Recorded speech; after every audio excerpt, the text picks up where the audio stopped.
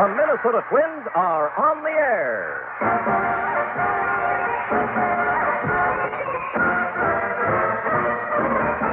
July 19th and 20th, 1969. Jim Perry and the Moon Landing.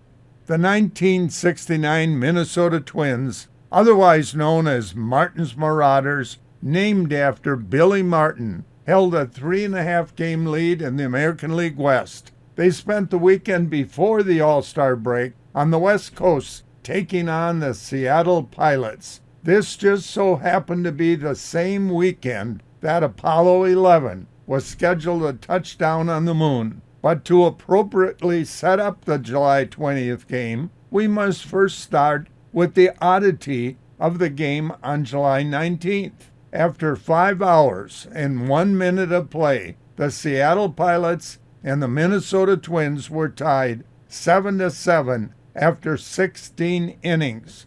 And against a curfew that wouldn't allow a new inning to be started after 1 a.m. local time. The guys that pitch the next day, it's a day game. He leaves at night at the 5th inning.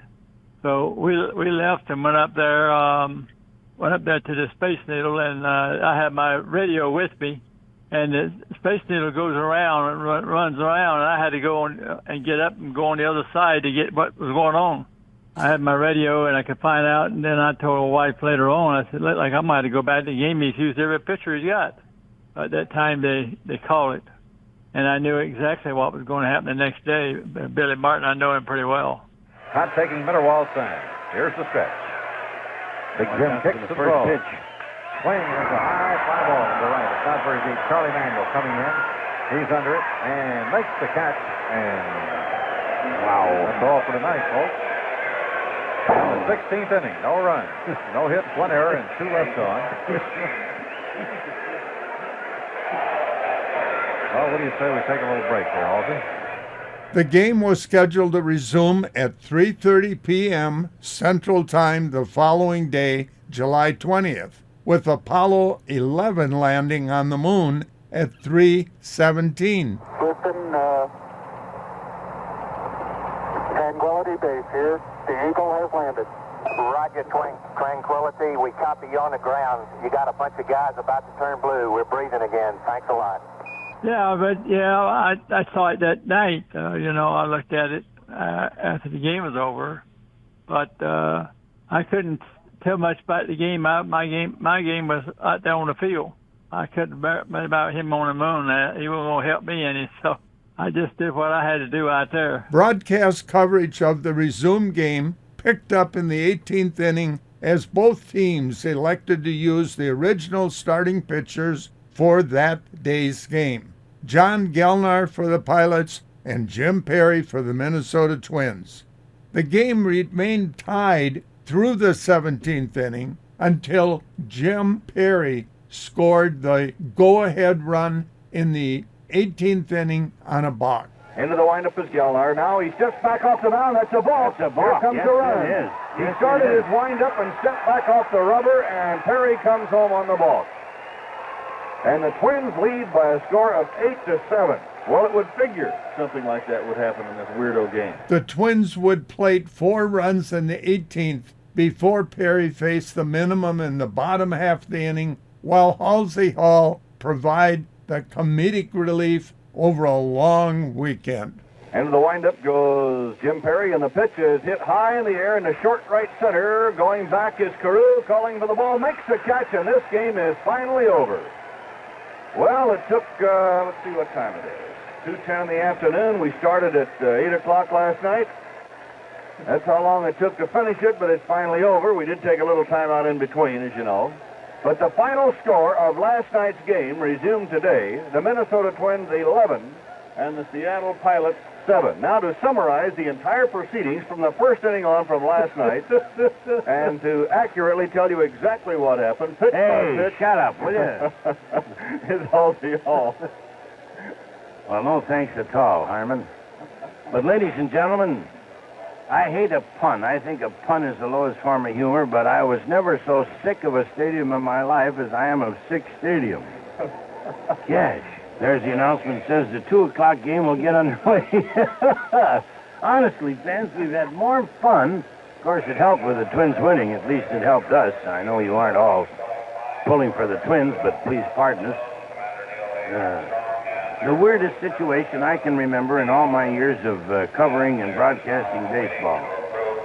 I probably have seen a suspended game before at Nicollet or Lexington or somewhere, and there have been quite a few of them in the course of the years, especially at Wrigley Field in Chicago where they have no lights. But Herb,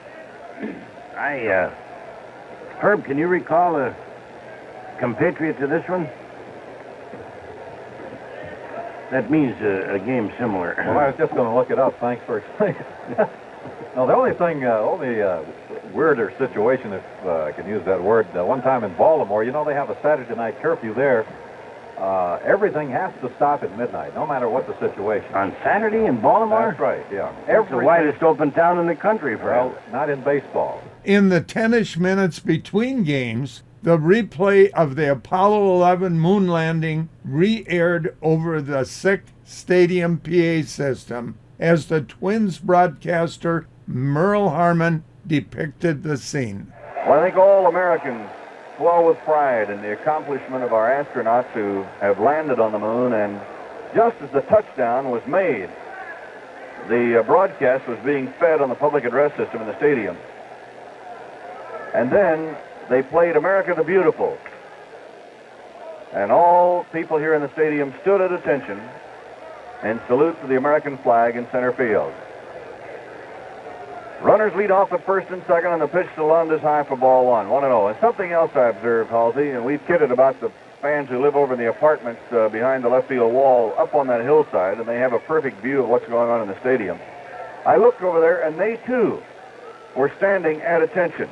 Yeah, that's right, Merle. With a hand-over-heart salute. It was a great moment.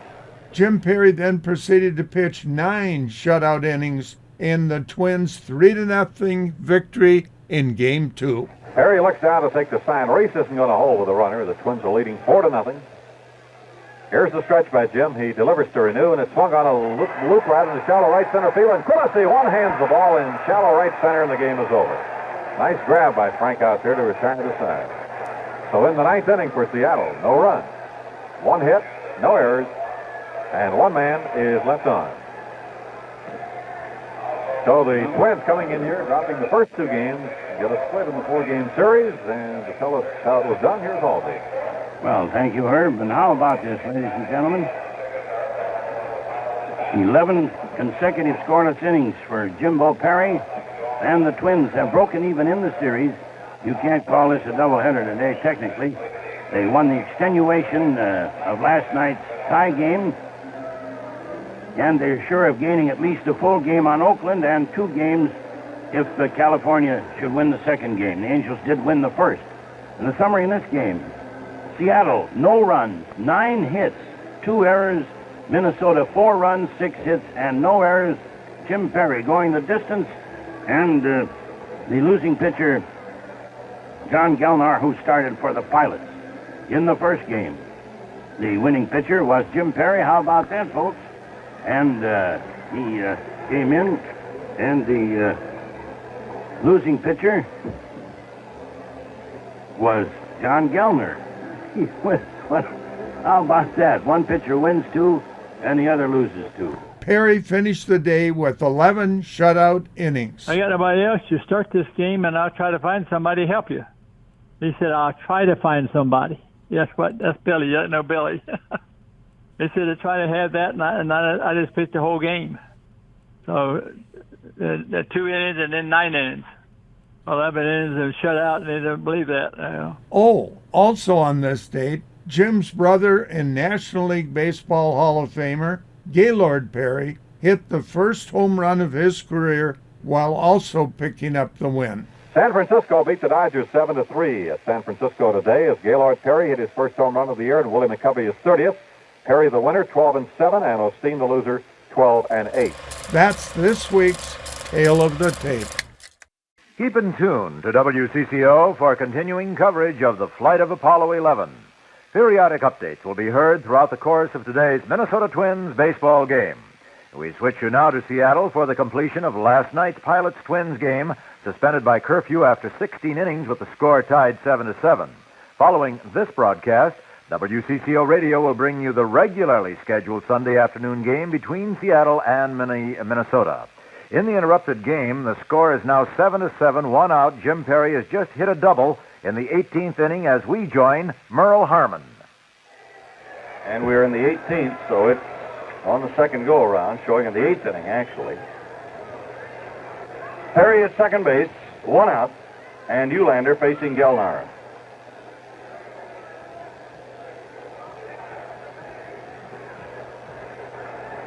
Gelnar, the right-hander, looks back at the runner at second and delivers to Eulander. High and outside, ball one.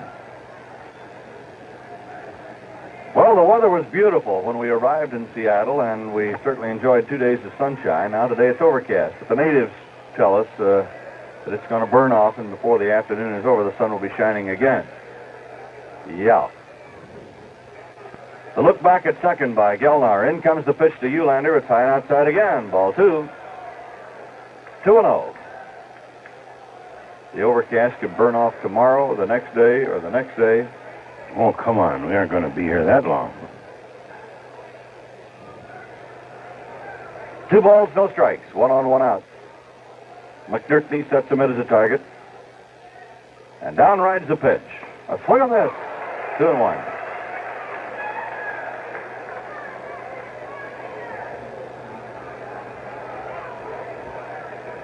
Those people who have those beautiful box seats over behind the left field fence that live in the apartment houses are out in their pajamas and robes watching this one while having breakfast. The check back at second. In comes the pitch. Ground ball past the mound, off the glove of Gelnar. Now he recovers, throws to first, but too late. Perry had to stay at second base. And Eulander is on with a base hit. That ball, after coming off the pitcher's glove, rolled about 10 or 12 feet to the right of the mound, out toward short. Gelnar finally recovered, but was way too late to get Eulander. So that's his 4th hit, and up comes Rod Carew, who is 2 for 7.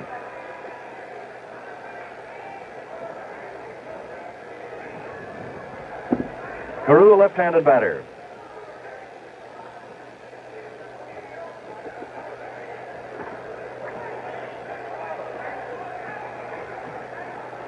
Rod batting .367.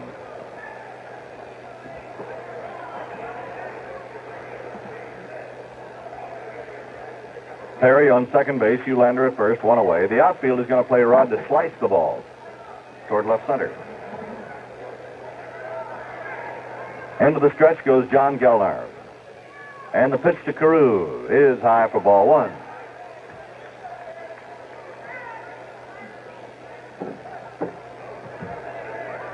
One ball and no strikes. It's the 18th inning in Seattle.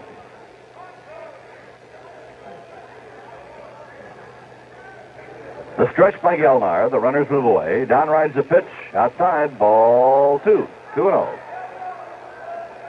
Charlie Manuel waiting to bat next.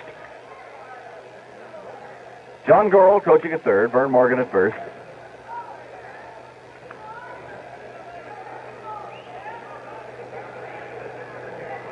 Eulander moving off at first base. Perry away from second. Gelnar at the belt delivers. 3, it's outside. 3-0.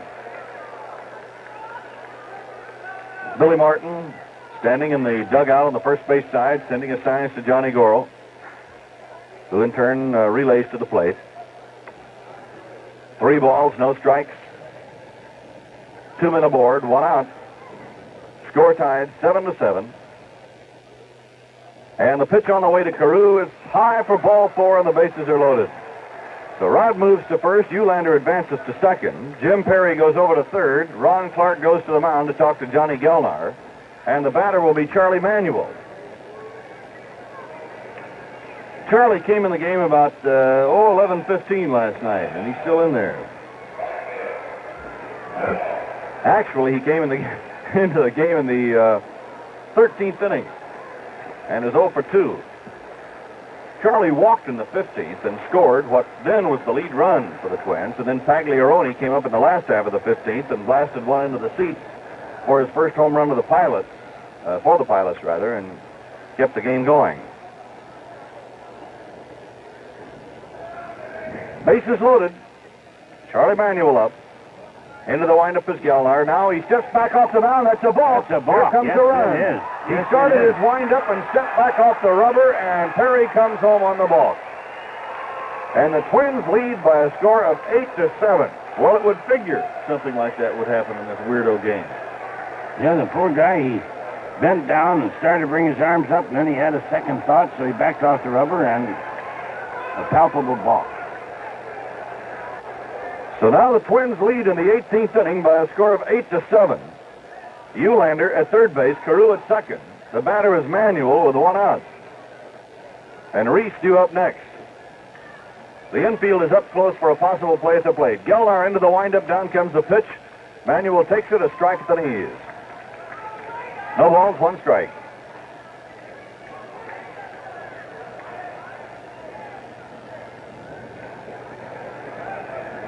Eulander starting down the line at third, trying to shake Gelnar up. Now Gelnar is going to work off the stretch. Manuel waving that bat back and forth, waiting. Gelnar is set, in comes the pitch, and it's a fastball high and outside. 1 ball and 1 strike.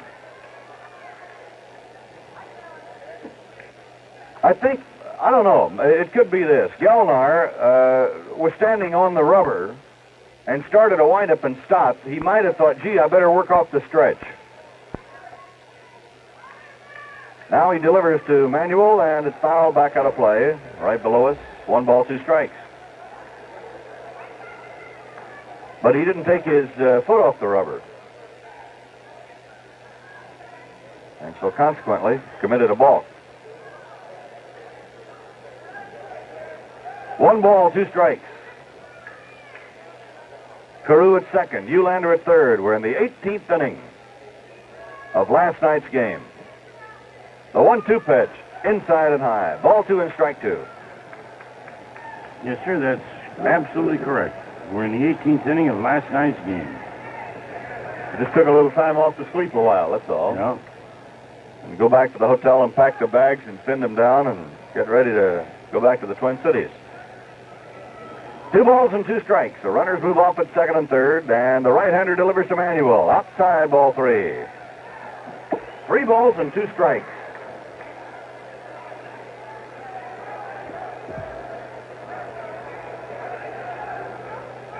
Pilots are getting a left-hander ready in the bullpen. Gary Rogenberg. Gelnar to the belt, in comes the pitch. Manuel fouls it back up over the roof, and the count stays the same. 3-2. California has taken a 2-0 lead over Oakland in the 4th inning. Jim Spencer has a home run for the Angels off Vida Blue. So does Leo Rodriguez. Runners move off at second and third. Gelnar off the stretch. In comes the pitch. Manuel fouls another one off. And we'll do it all over again.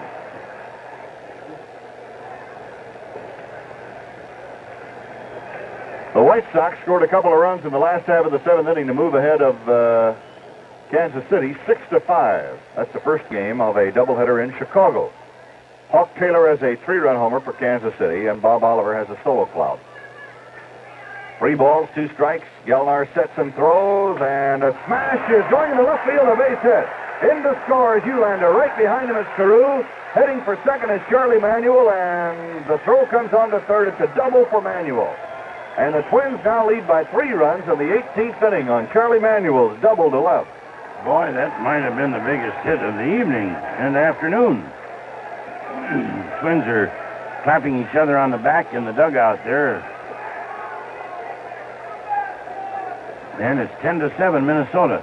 And Joe Schultz has gone to the mound.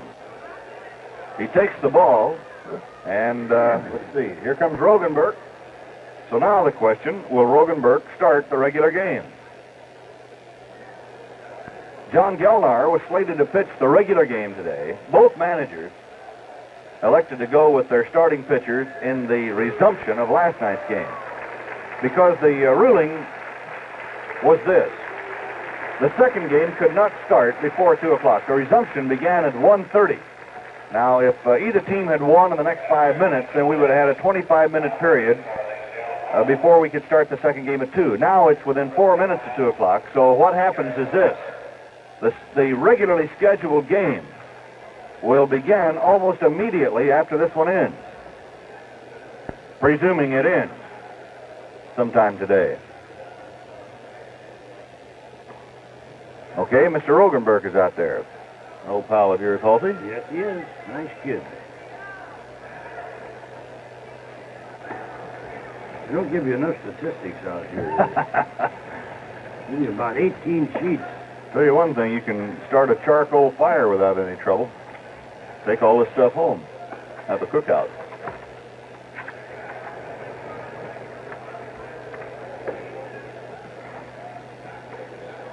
Rogie is 2-2. In 23 innings, he has allowed 25 hits, walked 5, fanned 9. His earned run average 4.69.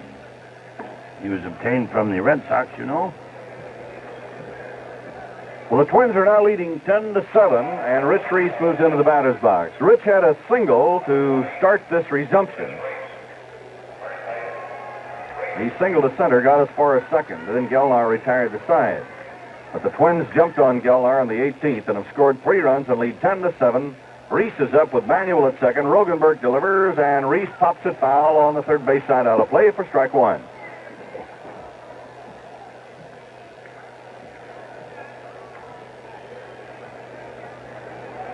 Rich is 4 out of 8 in this game. The check back at second base by Rogenberg. In comes the pitch. A curveball is off the outside edge. 1 ball and 1 strike. The Pilots have had 20 hits. The Twins have had 16.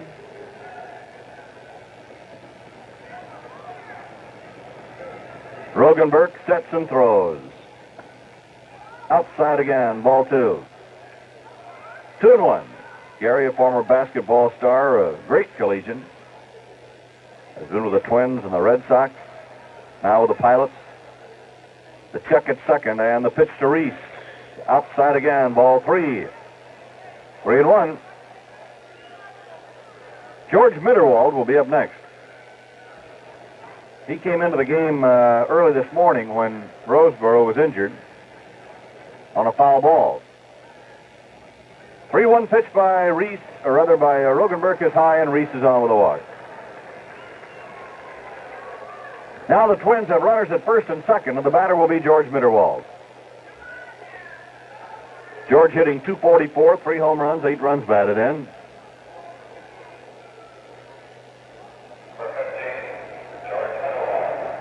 Mitty didn't bat in the game last night. He came in the last inning. If you joined us and wondered what in the world is going on, we're in the 18th. Twins and the Pilots were stopped by the curfew, and we resumed play with the start of the 17th inning. Here's the pitch to Mitterwald. Outside, ball 1. 1 ball and no strikes.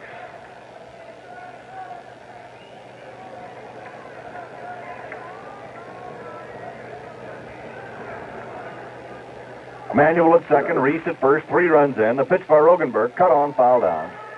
And it's 1-1. I hope I can read this book when I start working on my records, Merle. I think we should get a special dispensation on this one, Halsey, so that we don't have to worry about them.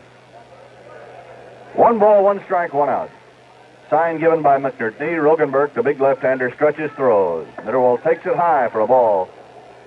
2-1. I'll put an asterisk. Double game, pardon me, double game of July 19th excluded. And the pitch on the way to Mitty is foul out of play. 2 balls, 2 strikes to the Twins catcher.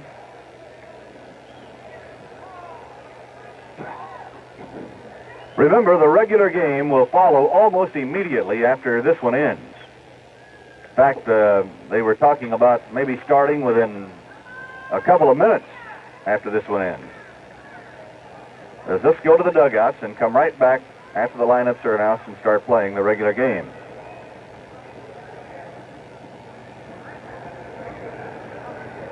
Rogenberg looks in for the sign. Now he stretches, and the 2-2 pitch. Change-up curve is outside, ball 3, 3-2. Now, Jim Perry, who was to start the regular game, is still in this one, having started it. But I wonder if Joe Schultz could say, wait a minute, I want time to warm up the starter for this second game. I don't know, because his starter for the second game is now out of it already. No, he could actually come back, couldn't he? Here's a pitch that's fouled back into the screen. You mean Gelnar? Sure, he can come back and start the other game. Yeah, he's warm. 3 balls, 2 strikes, and he might do that. So don't go away, folks. No. Who knows what's going to happen? Stick around and enjoy it with us, trying to guess what each manager might do for the regularly scheduled game.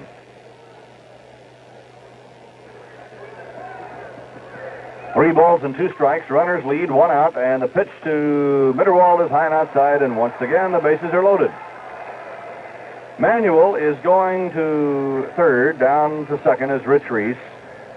And we're going to have a pinch hitter for Greg Nettles. It'll be Rick Rennick batting for Nettles. Gee, a guy that didn't get in the game last night could almost have an inferiority complex, couldn't he?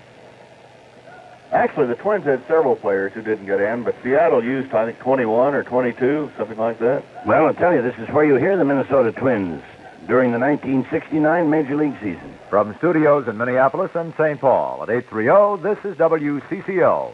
82 degrees in the Twin Cities at 3 minutes past 4 o'clock. This is Merle Harmon with Herb Carneal and Halsey Hall in Seattle, Washington. And we're in the 18th inning of last night's ball game,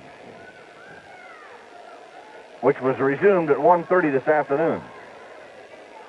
The batter, Rick Rennick, bases loaded, 1 out. Rennick hitting .196, 1 home run, 4 runs batted in. The Twins are leading 10-7, having scored 3 here in the 18th. Rogenberg into the windup. Down comes the pitch to Rennick, and it's outside, ball 1.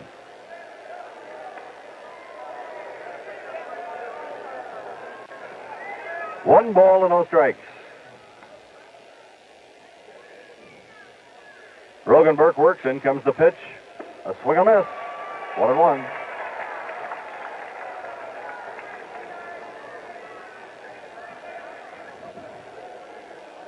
One ball, 1 strike. Rogenberg pumps and throws, and it's inside and low. Almost got away. Rogenberg is the 8th pitcher to work for the Pilots. Boughton started. O'Donohue in the 4th. Then Bainey, Locker, Brabender, Patton, Gelnar, and now Rogenberg. Here's the windup and the pitch. Foul ball behind the plate is going to be out of play. Back to the roof.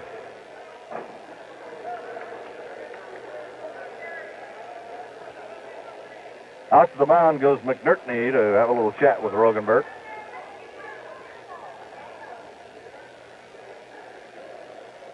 Boston leading Baltimore 3-2 in the 8th inning in Boston.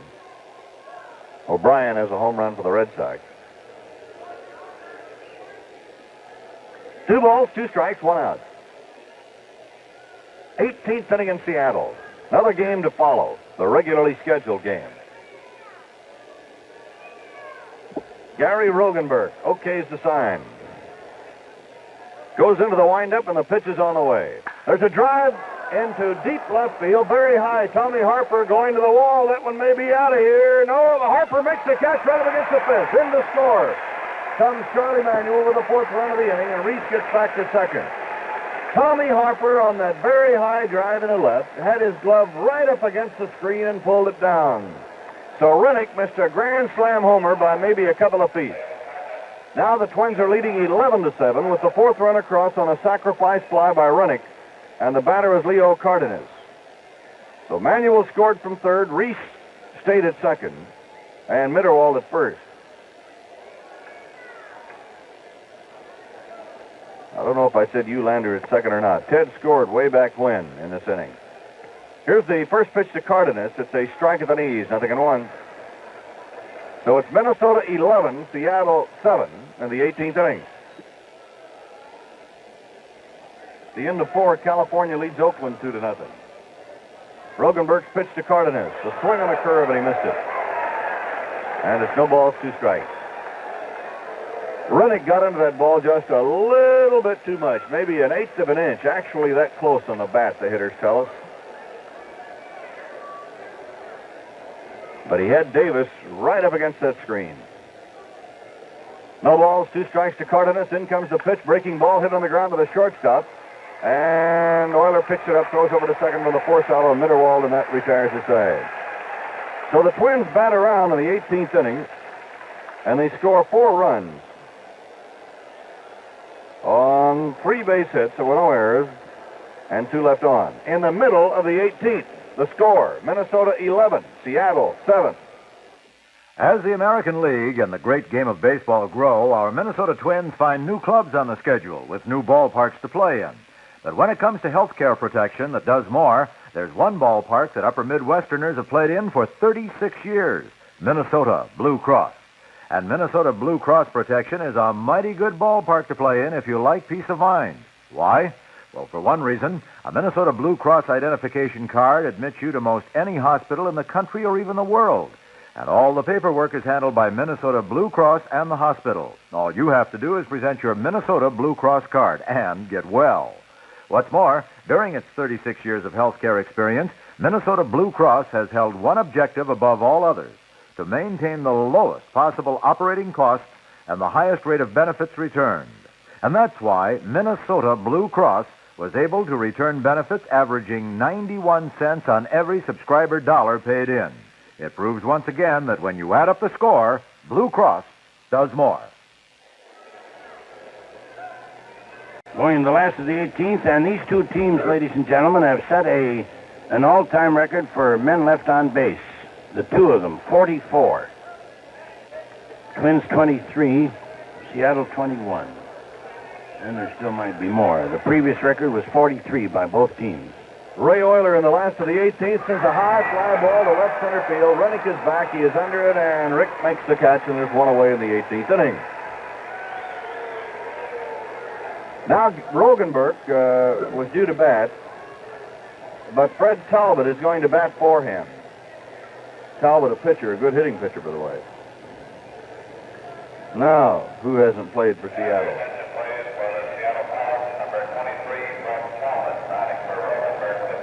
I think that absolutely exhausts the roster, Earl. Here's a strike to Talbot. That I'm not sure. 0-1.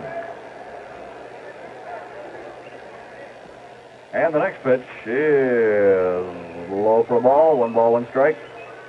Hobley will be up next. Jim Perry, who will start the regular game.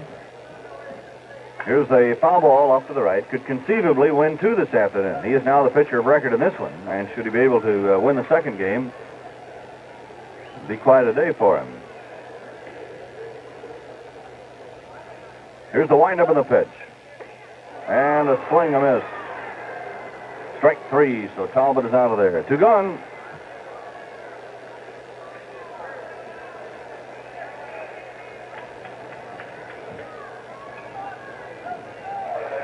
Here is Steve Hobley, who is 4 for 9 in this game.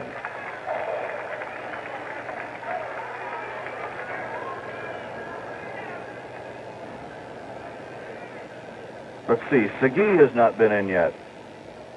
Otherwise, I believe everybody has been in for Seattle. Here's the first pitch to Hobley.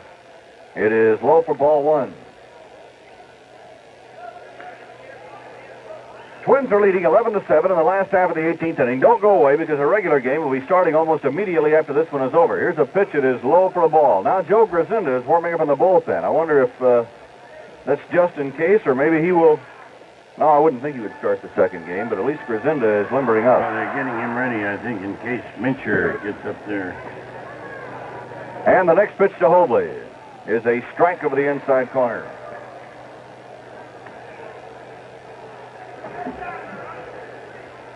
Two balls, 1 strike, 2 down. Twins ahead by 4 runs in the 18th, and in comes a pitch, and it's looped down the left field line, slicing off foul.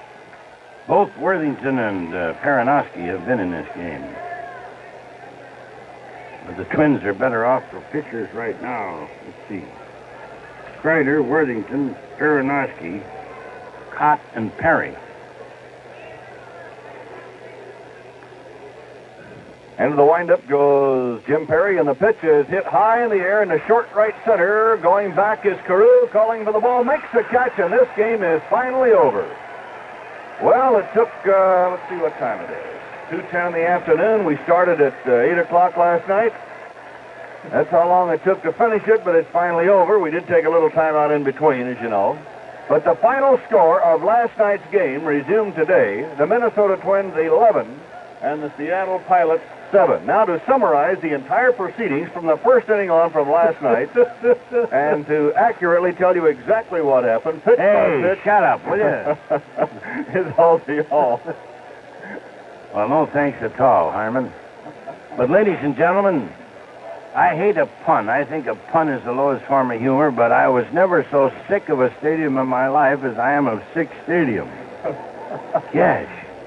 And the Twins have broken that drought. It's only lasted 2 games, but with Oakland winning, it seemed like a bigger drought. And the summary shows Seattle, 7 runs, 20 hits, 2 errors. The Twins, 11 runs, 16 hits, and 4 errors. The winning pitcher, Jim Perry, and the losing pitcher, John Gelnar. Now, frankly, I don't suppose this will startle you at all. We're in sort of a state of semi-confusion here. The umpires have not left the field. If Perry and Gelnar are to be the pitchers, they're going to be ready. But what's Ed Runge doing now? He's going back toward the stands. Is there a loudspeaker there to the press box so he can inform us what's going on? He's talking to... yes, he's talking on the phone. We'll probably get the word for you. But anyway, the Twins have won, fans. And Howie Fox, the vice president and traveling secretary, says they'll arrive home about 4 hours after the completion of the next game. International Airport. And our next game, of course, is at Cleveland, Thursday night. This is weird. No one warming up.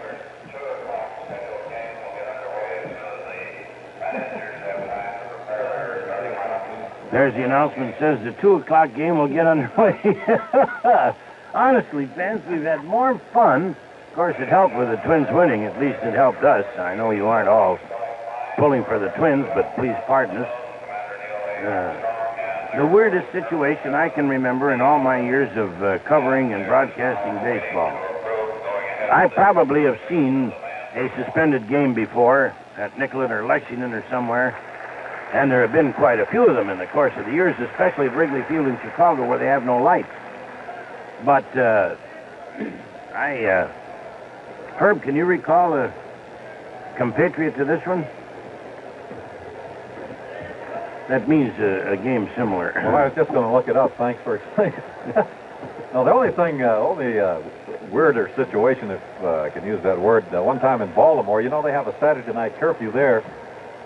Everything has to stop at midnight, no matter what the situation. On Saturday in Baltimore? That's right, yeah. It's the widest open town in the country, Well, not in baseball. But the White Sox were leading the Orioles 4-3. And a left-hander named Paul LaPalme was pitching for the White Sox, and the Baltimore batter was Dick Williams, and there were about 30 seconds left before midnight, and we all thought, you know, that Williams would get an intentional walk or something just to run the clock out. But lo and behold, LaPalme threw the ball up near the plate, and Williams hit the ball in the left field stand to tie the game, and that was the last pitch of the game. See, I recall reading about that one, Herb. That was something. No, that was it. And they were going to either lynch LaPalme or fine him a couple of $1,000 for it, I think. Al Lopez gave him a new watch. Yeah. But, oh, boy. So, as I say, fans, the Twins come home, and then, of course, they split up. Some of them go to Washington. Cal and Howie and the players picked on the All-Star team and others will be in Washington for the All-Star game Tuesday, and the Twins resume league play on Thursday.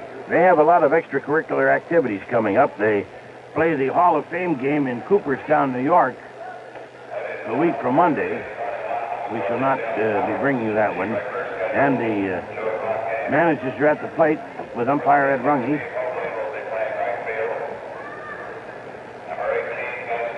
Hobley right field. Gill second base. Tommy Davis left field. Mincher first base. Wayne Comer center field.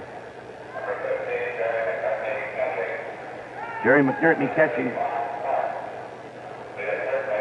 Ron Clark third base. Gordy Lund at shortstop. And Gelnar pitching.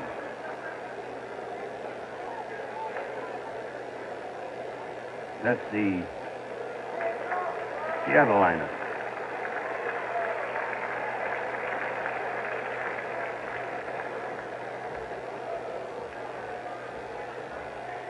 Yes, we don't have the Twins as yet.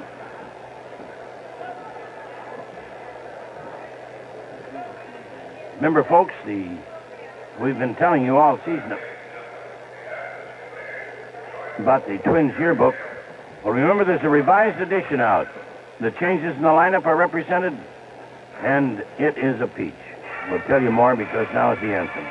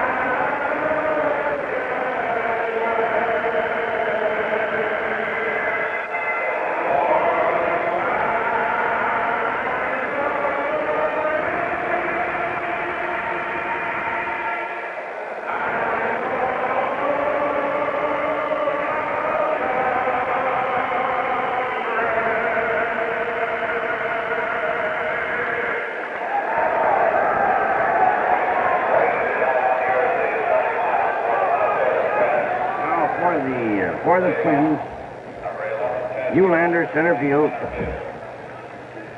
Carew second base.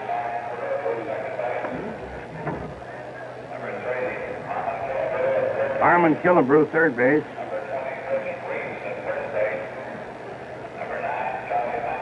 Rich Reese first base.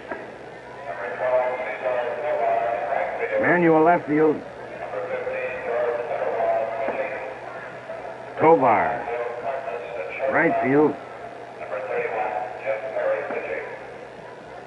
Mitterwald is catching.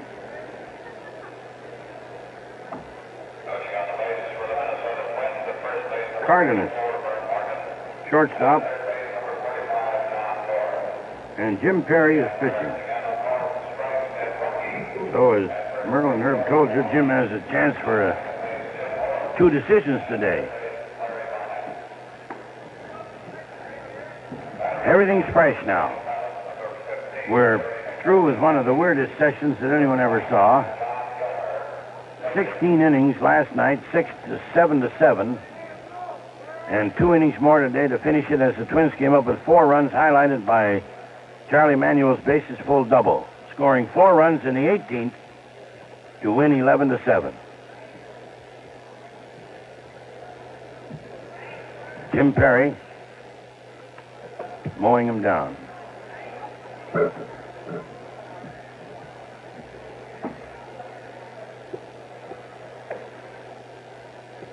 Let's see what they had left on base.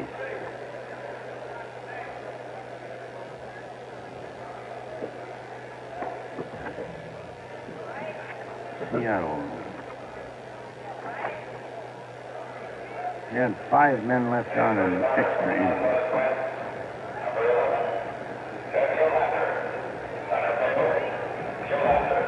And here's Ted Eulander leading off. Well, the game's only starting about 20 minutes late at that. A single game now.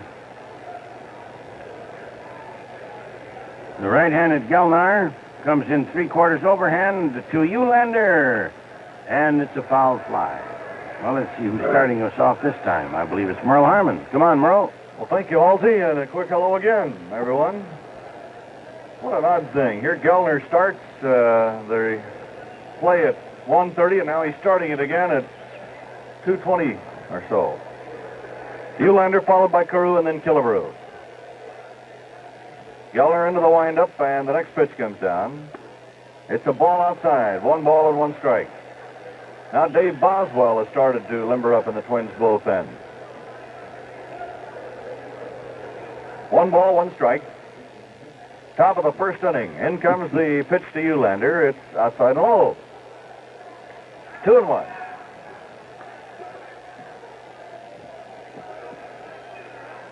Ted started the rally in the 18th inning with a smash off the pitcher's glove, off Gelnar's glove. Or, I beg your pardon, Perry started it. Here's a high pop-up down near third. Getting him the ball is Clark, and he makes the catch.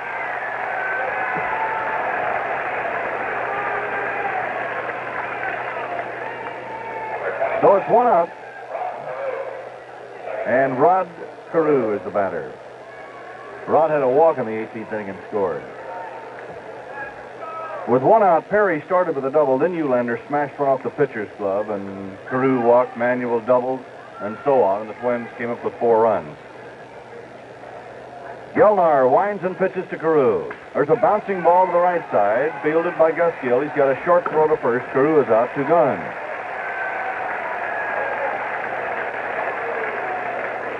Now Harmon Killebrew.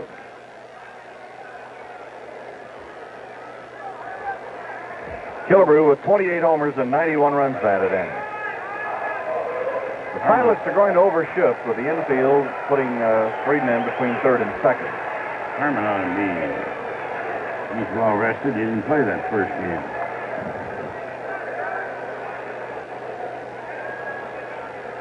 Gelnar takes his sign. Today, that is. The right-hander pumps and in comes the pitch. There's a ground ball to the shortstop. Scooped up by Gordy Lund. He throws to first for the out, and the Twins go 1-2-3. Well, that's the way Gelnar started out the resumption of last night's game by getting the side in order. 3 up, 3 down, nothing across. So at the end of 1/2 inning of play, the score, the Minnesota Twins nothing. And the Pilots come to bat.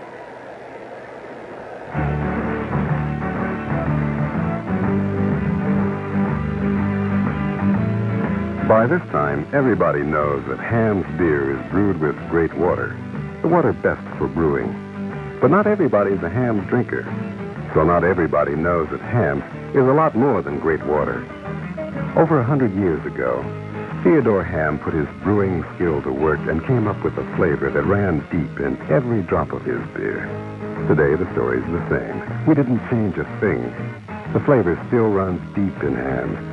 And that's why Hamm's is the Northland's biggest brewery today. So if you're not a Hamm's drinker yet, give it some thought. Some deep thought. Hamm's. A beer is a beer is a beer until you've tasted Hamm's.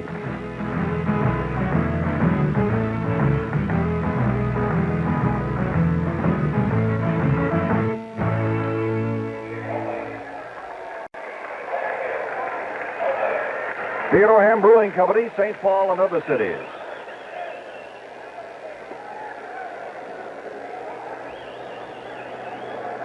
Steve Hobley, the right fielder, leads off a left-handed batter. Perry into the windup, in comes the pitch. There's a drive into right field, but not deep. Coming up, Tovar. He is under it, and he makes the catch. It turned out to be more of a fly ball. 1 gone in the first, and Gus Gill is next, the right-handed batting second baseman.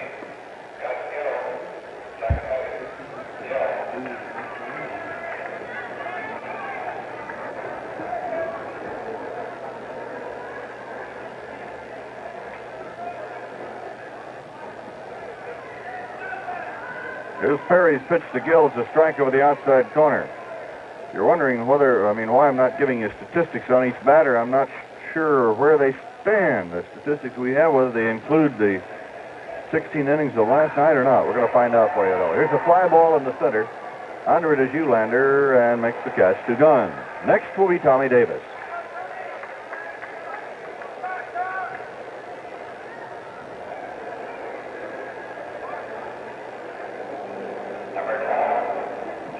Two down, nobody on in the last half of the first inning and no score. Twins won last night's game, which was resumed before this one started, 11-7.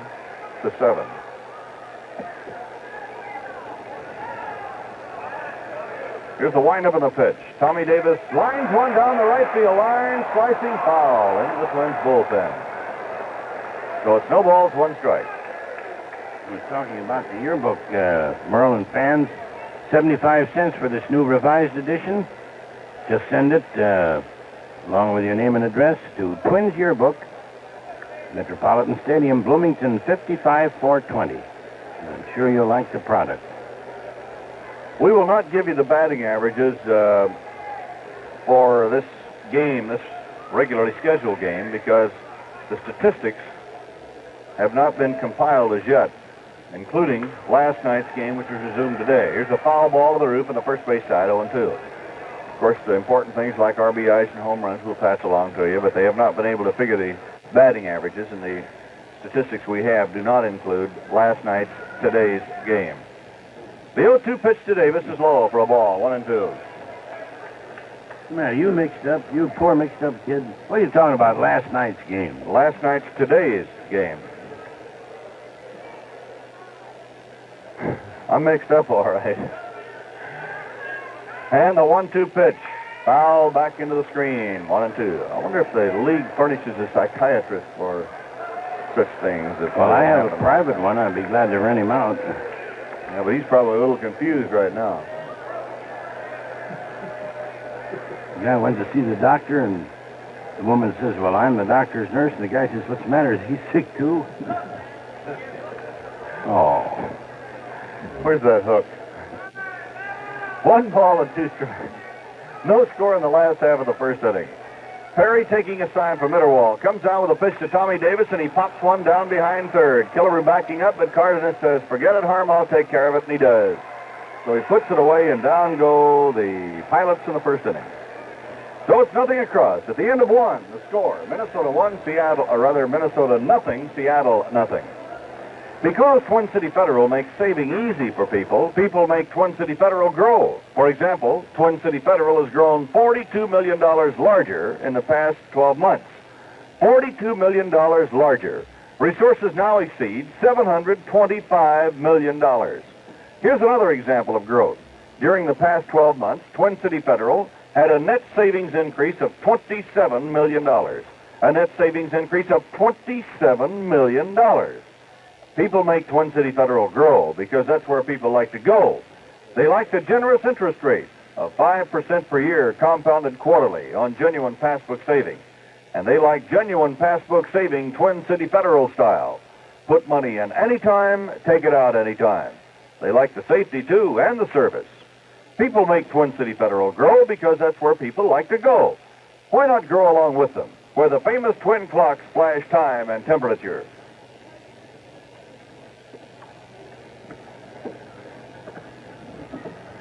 Well, we've been out here an hour. I think it's time for a 30. This is the play-by-play broadcast of the Minnesota Twins. Hear the Moonwalk tonight on WCCL. Studio St. Paul, Minneapolis, 830. This is WCCL. At the end of a hot and humid day, don't ruin your sense of humor, Mom. Serve delirious Kentucky Fried Chicken. Remember, they've left not a single thing for you to do, but simply serve it. And now the family will love it. Take home some potato salad, some bean salad, some coleslaw, too. And remember the name, Delirious, won't you? 83 degrees at 4:30. Rich Reese is leading off for the Twins in the top of the second against John Gelnauer. Into the windup, the right-hander, and the pitch is pounded foul outside of first for strike 1. Reese singled off Gelnauer in the 17th. And he hit a walk off Rogenberg, who came in the 18th. We're in the top of the second. Section Fusion, if you just joined us. The 0-1 pitch hit on the ground behind first. Fair ball, flagged down by Mincher. He throws to Gelnar, covering for the out. A good play by Mincher. He fielded the ball across the foul line. It had bounced in fair territory behind the bag. So Reese is thrown out on a fine play, 3-1. And now Charlie Manuel, who had a big double in the 18th inning to drive in 2 runs. Charlie is rewarded by getting a starting assignment in this one in left field.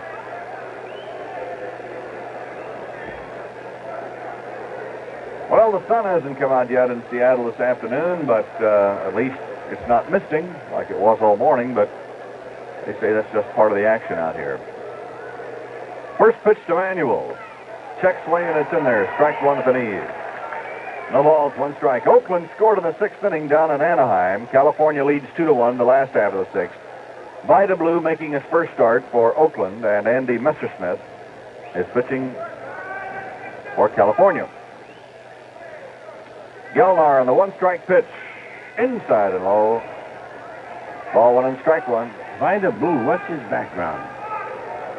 You know? Well, he came up through the A's chain. He was in the farm system. He used to be at Birmingham. And Blue Moon Odom and Vida Blue. Well, that's his actual name, though. Yeah, I know. Vida Blue. And the 1-1 pitch. Fouled off on the third base side. 1-2. Sounds like he should be in the Music Man, doesn't it? Oh, yeah. Or was that Ida Red? No, what was that? I don't know. 1 ball and 2 strikes. No, Ida Red. No. What am I thinking of? Ida Red's an old folk song. Are you safe where you're sitting, Herb? 1 ball and 2 strikes. In comes the pitch. A swing and a foul back. Still 1-2. Well, you and Herb went to the hotel, but, you know, being just a youngster in the business, you told me to stay here and guard the microphones all night. You're really gregarious. No, he was a cosmonaut. 1 ball and 2 strikes. And the next pitch.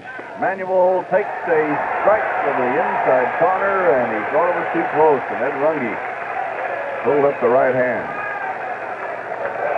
2 down. Here's Cesar Tovar, the right fielder. Top half of the second, no score in this game. Twins won last night's game, which was resumed at 1:30 this afternoon. 11-7, scoring 4 runs in the 18th inning. Here's the next pitch. Strike call to the outside corner to Tovar. No balls, 1 strike.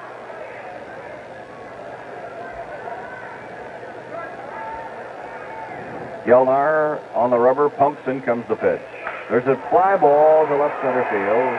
Getting under is Wayne Comer, pounds the glove, and takes it for the 3rd out. So Gelnar, who couldn't survive in the resumption at 1:30 this afternoon, has pitched to 6 men in 2 innings.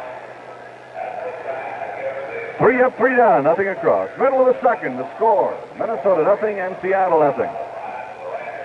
Truckload after truckload of new 1969 Oldsmobiles have been arriving every day during the gigantic truckload sale at Lindahl Olds on Freeway 494, just 3 miles west of the Met. These are special purchased direct from the factory to you cars. And now Lindahl is loaded with these beauties and is ready to pass the savings on to you. The prices have been smashed to the lowest of the year. Lindahl has so many cars, you'll find them all over the place, even parked out on the boulevard in front. In addition to these cars, Wally McCarthy also made a special purchase of factory engineering cars direct from Lansing, Michigan. Now, these cars, loaded with extras, are arriving daily and have very low mileage at a special bargain price for you, too. If a used car suits your fancy, see hundreds and hundreds, all serviced and ready to go. Many of them traded in during the truckload sale. Lindahl says, see them as they were traded, drive one home. You'll make the best deal of the year right now at Lindahl Olds on Freeway 494. That's where the action is. My friends, stop in first thing tomorrow morning and take advantage of the big, big sale.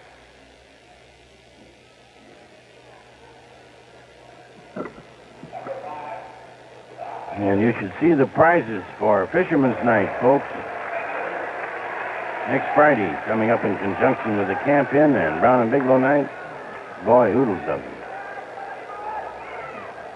Don Mincher leading off for Seattle in the last half of the second inning. Takes ball one from Jim Perry. The outfielder around to the right. Perry comes on with the next pitch. Minch looks at it low, ball two. Around the infield for Minnesota, Reese at first, Carew at second, Cardenas at short, Killebrew at third. Manuel in left field, Eulander in center, and Tovar in right. Mitterwald issues a sign. Perry with the arm back comes down with a pitch. Strike call, letter high fastball to Mincher.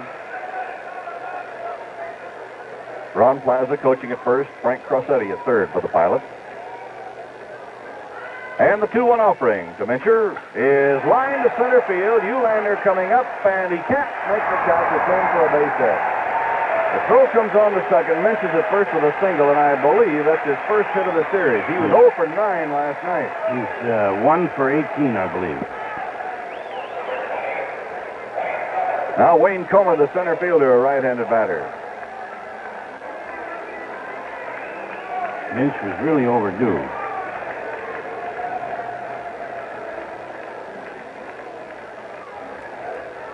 Minch had dropped down to 239 with that slump. 17 homers, 51 runs batted in for him.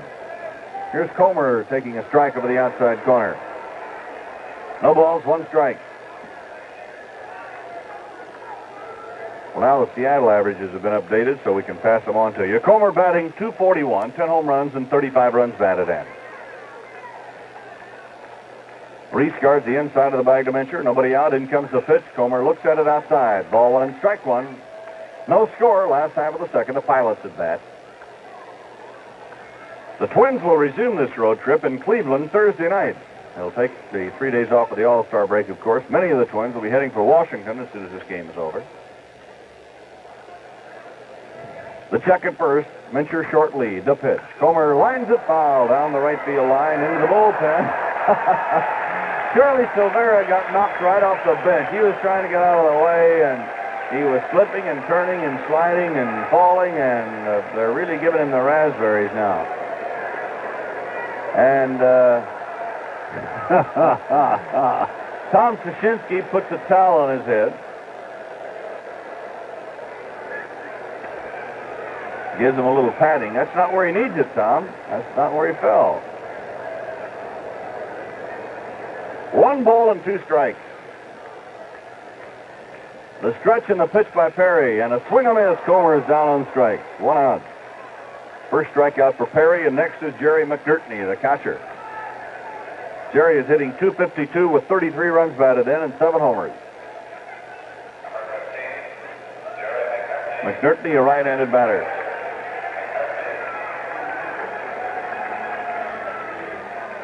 Well, if this game ends in the regulation 9 innings, the Twins will have played the equivalent of 5 games in 3 days out here. And after an all-night plane ride coming out. The check over to first and the pitch. Ball a tie, 1-0. They're probably going to be the happiest club in baseball to see the All-Star break. 1 ball, no strikes, 1 out.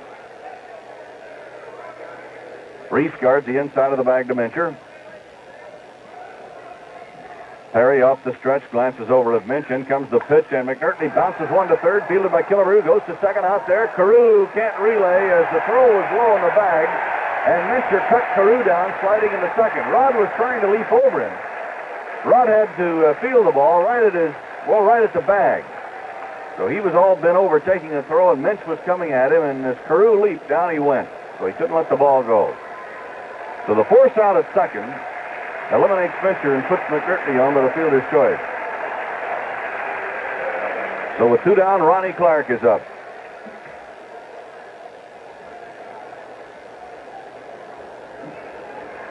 Clark batting .079 with 4 runs batted in. The stretch by Perry and the pitch. Ball, it's outside. 1-0. Jim got credit for the victory in last night's game by pitching 2 innings this afternoon.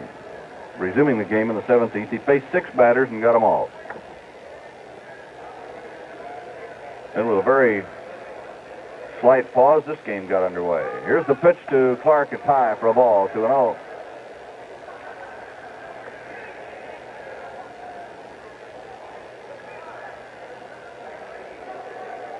Two balls, no strikes, 2 down, a runner at first. No score, second inning.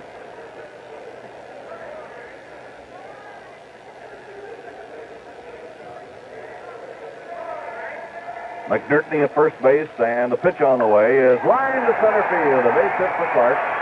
Uhlaender fields the ball in the first hop, throws behind the runner at second. McNertney holds, and the Pilots have men at first and second with 2 down. And Gordy Lund will be the batter, the shortstop. Lund hitting .267 with 1 run batted in.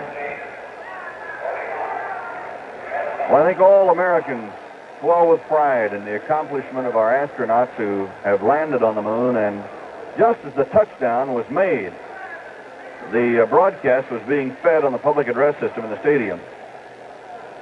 And then they played America the Beautiful. And all people here in the stadium stood at attention in salute to the American flag in center field. Runners lead off at first and second, and the pitch to Lund is high for ball 1, 1-0. And something else I observed, Halsey, and we've kidded about the fans who live over in the apartments behind the left field wall up on that hillside, and they have a perfect view of what's going on in the stadium. I looked over there, and they, too, were standing at attention. Yeah, that's right, Merle. With a hand-over-heart salute. It was a great moment. Because they can hear the PA system just as clearly. In fact, they can hear it more clearly than we can in the press box. Runners lead at first and second. In comes the pitch to Lund, and it's a bit outside. A ball, 2-0.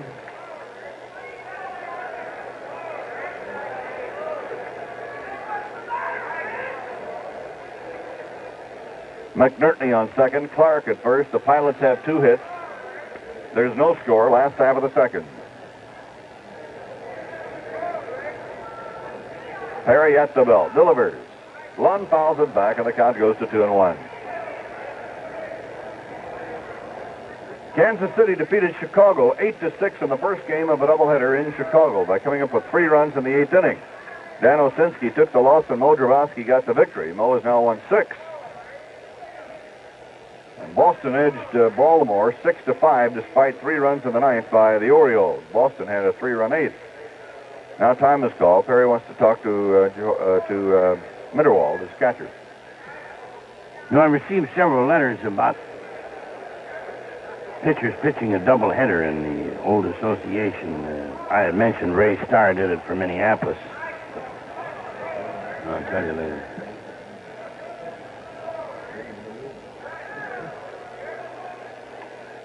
Two balls, 1 strike. Gordy Lund at the plate. McNertney on second, Clark at first. Perry delivers. A shade outside for ball 3. That Baltimore-Boston game, Cuellar was the loser and Culp the winner. Culp won his 14th. 3 balls and 1 strike.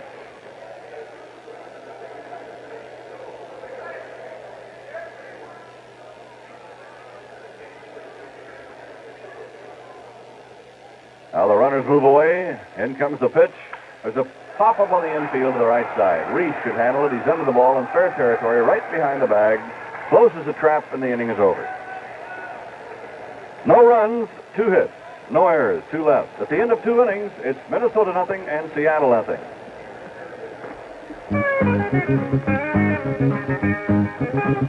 I've had a lot of lager. I've had my share of bock. Every brew the brewers brew, I've sampled all their stock. I've had beer here, I've had beer there, but that's beer over the dam. Cause the beer is the beer is the beer is the beer until you taste it ham. That's right, Ham. The beer born in the land of sky blue waters over 100 years ago. I've had beer from a pitcher and from a German mug. I've filled up a paper cup, I've poured it from a jug. I've had beer mild, I've had beer bold, I drink it whenever I can. But a beer is a beer is a beer is a beer until you taste it ham.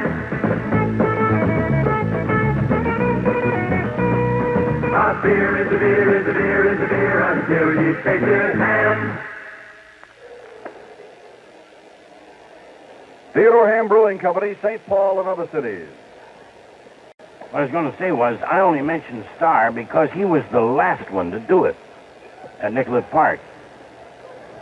The famous, oh heavens, in the so-called old days, well, there was a fellow named Bull Durham for Indianapolis. He pitched 5 doubleheaders one year. Who? Bull Durham. They called him Bull, naturally. His name was Durham, and he pitched 5 in 1 year around 1910, I think it was. And Cy Young pitched a double shutout for the Millers against Milwaukee and won 1 game with a home run. That used to be, as I say, I only mentioned Starr because he was the most recent one. Here's George Mitterwald against Gjalnar, and Mitty cuts and misses on the first pitch for strike 1. He'll be followed by Leo Cardenas and then Jim Perry. Ray was 1934, 5 or 6 in there. It was at Nicollet Park. Next pitch to Mitterwald is low outside. 1 ball and 1 strike.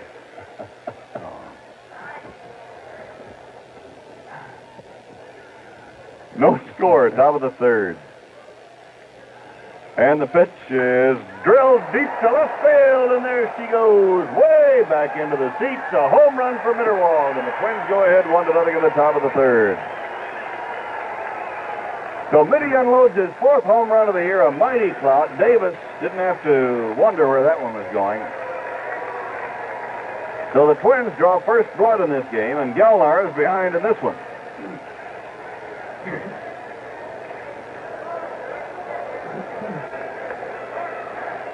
Coming up is Leo Cardenas, the shortstop. Remember that guy named North Carolina Herb, and they called him Durham? What's he trying to feed us anyway? Here's a pitch, a swing, a miss, strike 1. You really believe that story, Well, Herb? I keep getting letters, too. How did the term bullpen originate? Well, that's how. Pitchers used to warm up out by the sign of the Big Bull advertising Bull Durham tobacco. The 0-1 pitch. A swing, a miss, strike 2. So it became the bullpen. Gee, Herb, since we're both so young, we got to believe him. Oh, him funny man, said Harmon. Gjalnar delivers. Low outside a ball, 1-2.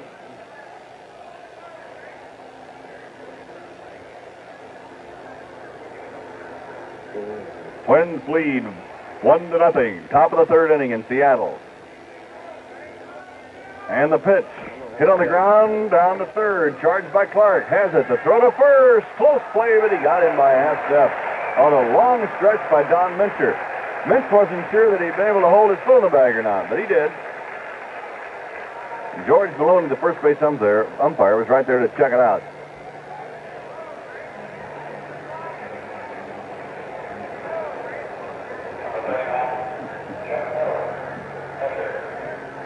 Now Jim Perry is up. He had a double in the 2 innings that we played prior to this game.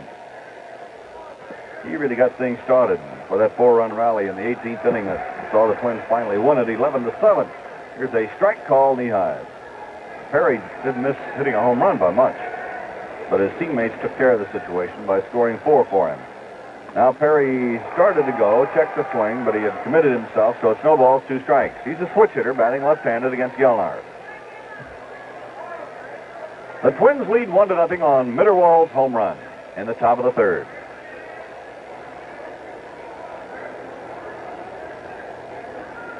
Hobley is giving Perry about 90 feet to the right field foul line as the next pitch comes down low and outside, 1-2.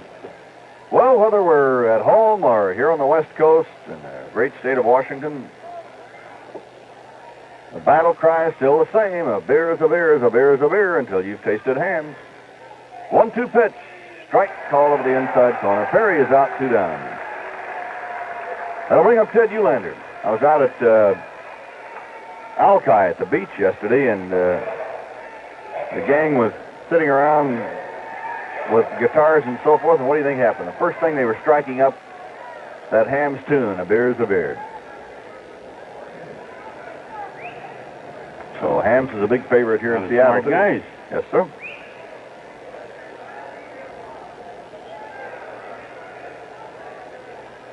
2 down, nobody on. Eulander is up. Popped up in the first inning and takes a strike, a fastball knee high. 0-1 the count.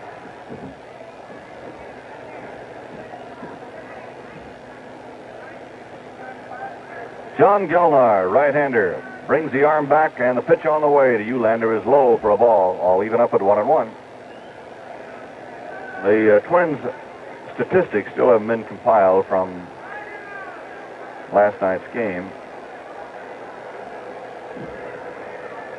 And the 1-1 pitch. Check the swing, and it was high, ball 2. Boy, with a 18-inning contest, it takes a while, you know, to get all the facts and figures from it.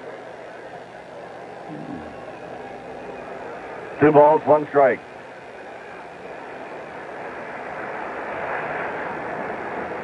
McNertney sets the mid as a target. Gilnar delivers. Eulander slams one into left field. Back goes Tommy Davis and makes the catch for the third out for Travis side. 1 run, 1 hit. No errors, nobody left. Middle of the third, the score. The Twins won, the Pilots nothing. It's a lucky day today, so tuck a buck a day away. Tuck a buck today away at Twin City Federal. There's a feeling can't be beat. Having money is the meat. Tuck a buck today away at Twin City Federal. On genuine passbook savings, some savings institutions are paying only 3%. Others are paying 4, 4.5, and 4 3/4. Twin City Federal pays 5% per year on genuine passbook savings. If you're not earning 5%, stop in where the famous twin clocks flash time and temperature. It's a lucky day today, so tuck a buck a day away. Tuck a buck today away at Twin City Federal. There's a feeling can't be beat. Having money is the meat. Tuck a buck today away at Twin City Federal. The home run this inning by Mitterwald wins $100 in Old Gold Filters Home Run for the Money contest for Pat Wolf, 5011 Lindahl Road, Duluth, Minnesota. Here's the first pitch coming down to Gilnar from Jim Perry. It's in there for a strike. And the next delivery is low outside. Ball 1 and strike 1. Gilnar will be followed by Hobley and then Gus Gill. Twins are leading 1-0. Have been out hit 2-1. Perry with a 1-1 delivery. Gilnar pops it up behind the plate. Mitterwald off for the mask, getting into the ball. It's in the well, 1 out. Steve Hobley flied to right in the first inning. Little left-handed batter has really been a problem for the Twins in this series. Makes good contact with the ball. Hobley is now batting .329, has 2 home runs and 5 runs batted in. His home run Friday night provided the margin of victory for Seattle. Here's a strike call, a fastball. No balls, 1 strike. Twins won last night's game, which was finished today, 11-7, with 4 runs in the 18th inning. The 0-1 pitch, outside, ball 1 and strike 1. California scored 3 more runs in the 6th. The Angels now lead the Athletics 5-1 in the 7th. Latchman in relief for Oakland. Messersmith has gone all the way for California. The pitch to Hobley is a strike over the inside corner. That's a doubleheader down at Anaheim. The second game at Chicago, Kansas City will have Bill Butler on, and Joe Horland's going to pitch for the White Sox. Kansas City took the opener 8-6. Perry's pitch to Hobley is high and outside. Ball 2 and strike 2. Boston beat Baltimore 6-5. Washington and New York. The Yankees beat Washington 3-2 in extra innings. And Hobley fouls one back right up here. We can almost reach it. If we could just stick our hand through that glass, which is non-breakable, I hope. 2 balls and 2 strikes. Twins ahead 1-0. We're in the last half of the third at 6 Seattle Stadium.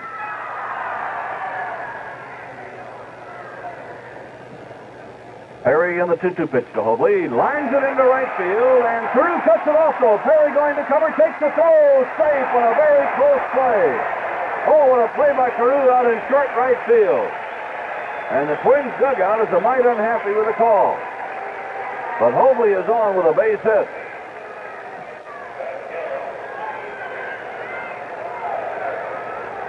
Billy Martin is going out to talk to George Maloney. He's walking out Paul Richards style, ever so slowly. Hands in the back pocket. Whatever Billy said, he said quickly because he goes back to the dugout. Gus Gill is up. That's the third hit for Seattle. Carew fielded that ball 10 to 12 feet out on the outfield grass. Ranging left. Hobley's got a groove.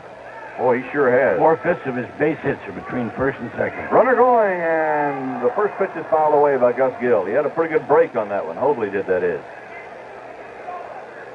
Detroit 3, Cleveland 1 in the sixth inning. Earl Wilson against Juan Pizarro. And Willie Horton has his 14th home run. It came in the first inning with 2 men aboard to account for the running. That's the second game of the doubleheader, by the way. First game won by Detroit 3-2. Williams took the loss. Horton had a home run on that one also. Perry looks at first, throws. There's a line drive, a looper in the center. It's going to drop for a base hit. Hobley will have to hold at second as Ulander comes up for the ball. A humpback liner into center field by Gus Gill.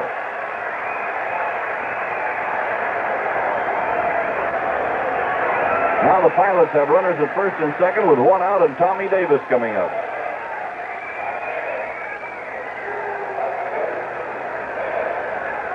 Davis popped up in the first inning. In the National League, doubleheader at Philadelphia, the Cubs won the first game 1-0. Ferguson Jenkins winning his 13th. Cubs got only 3 hits. The loser was Jackson. Hobley at second, Gill at first. The stretch by Perry, the pitch to Tommy Davis, high for ball 1. In the second game, the Cubs are winning 6-1 in the last half of the 8th behind Dick Selma. Ron Santo has his 20th home run for Chicago.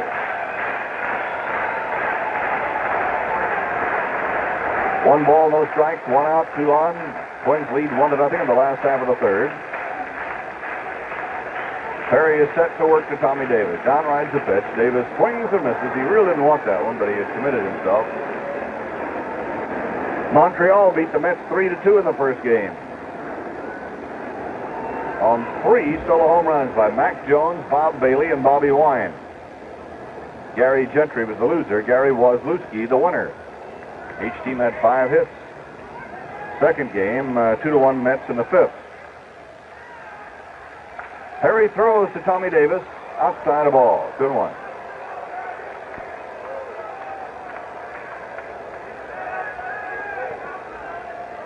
Don Cardwell going against Mike Wegener in that second game at Montreal. Houston at Cincinnati for a doubleheader, postponed because of rain. Giants are giving the Dodgers fits in that series in San Francisco. They're trying to sweep the Dodgers. 2-1 pitch. Smash on the ground to short. Cardenas has it to Carew for 1. Back to first. Double play. And that takes care of the Pilots in the last half of the third. A 6-4-3 Twins killing. No runs, 2 hits, no errors, 1 left. At the end of 3 innings in Seattle, the score of the Twins 1, the Pilots nothing. Well, many of our Minnesota Twins are well known in every state. Mention Killebrew, Tovar, Carew, Oliva, Jim Cott. You'll get an immediate response. And here's something else that's well known in every state. Your Blue Cross card. No other identification card can get you admitted to any hospital faster with no questions asked, because no other health plan is so well known. You might call it your hospital passkey. After all, the Minnesota Blue Cross plan was founded by 8 St. Paul hospitals 36 years ago. And ever since, hospitals throughout the United States, and many throughout the world, have accepted the Minnesota Blue Cross card on the spot. Minnesota Blue Cross even takes care of all the paperwork that goes with hospital claims. Present your Minnesota Blue Cross card and your hospital will deliver the health care benefits you need with no questions asked. So carry the card that opens hospital doors, your Minnesota Blue Cross card. And remember, when you add up the score, Blue Cross does more.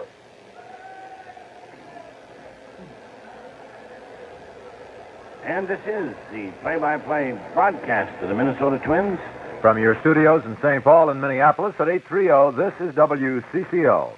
Ladies, please remember, when you're shopping, there's nothing yet invented that's as good as nature's own fresh butter for flavoring foods or pleasing the family. Butter is flavor magic, so have it on hand always. There's a butter way to do things in cooking or food serving. And the Dairy Association Farmers of Minnesota want you to remember that it's the better way. Partly cloudy, 80 degrees, 2 minutes past 5 o'clock. Apollo update report from the Manned Spacecraft Center in Houston. I'm Neil Strasser, CBS News. We're now 104 hours and 27 minutes into the mission of Apollo 11, and about an hour and 40 minutes into man's first venture on the moon. Astronauts Neil Armstrong and Buzz Aldrin have not left their spacecraft yet and will not for some time, but there on the surface of the moon for the first time rests a craft piloted by man. Exactly where it rests is a problem which has been keeping geographers and geologists busy here on Earth ever since touchdown. Armstrong took over the controls to maneuver past a crater full of rocks and apparently came down about 4 miles west of the intended point. But so far, his description and the telemetry have not helped establish the exact site, a figure important both for planning the moonwalk and the trajectory for the ascent. Steady as were the voices during the landing, emotions were high. We understand Armstrong's heart rate went over 156 a minute. Neil Strasser, CBS News, Houston, Apollo update. Gelnar on the 1-2 pitch. There's a drive into left center field. It's in for a base hit. Wayne Comer on the pickup, and Carew holds it first with a single. You know, Halsey, I was noticing the thing you mentioned last night, and sometimes we forget it. With 2 strikes, Carew gets up on that bat. He doesn't overswing at all. He just tries to hit the ball someplace. That's why he's a fine hitter. Remember that, fellas. A lot of batters go up there and they're cutting and slashing for the downs. But when you get 2 strikes, you have to make sure you're making contact. And it helps to choke up a little. Here's Harmon Killebrew. On the bat, that is.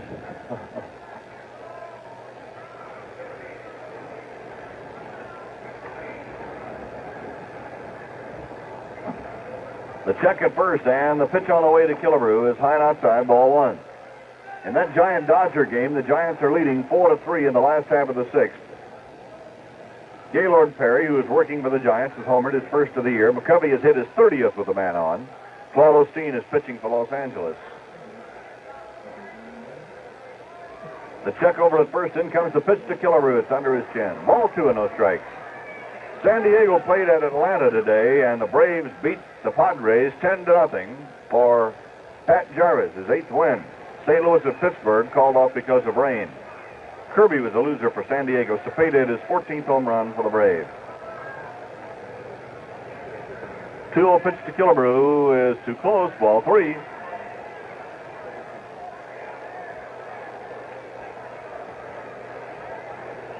Three balls and no strikes. Carew at first, nobody out. We're in the 4th inning, and the Twins lead 1-0. Mincher guards the bag to Carew. The outfield way around to the left, but the infield is not totally overshifted for Killebrew with a base runner aboard. In comes the pitch. Harm hits a ground ball to the shortstop, and one goes to second out there, back to first, double play. So Killebrew got a green light on the 3-0 and hit into a double play, 6-4-3. Carew out at second on the 4th out. Here's Rich Reese, who grounded out in the 2nd inning.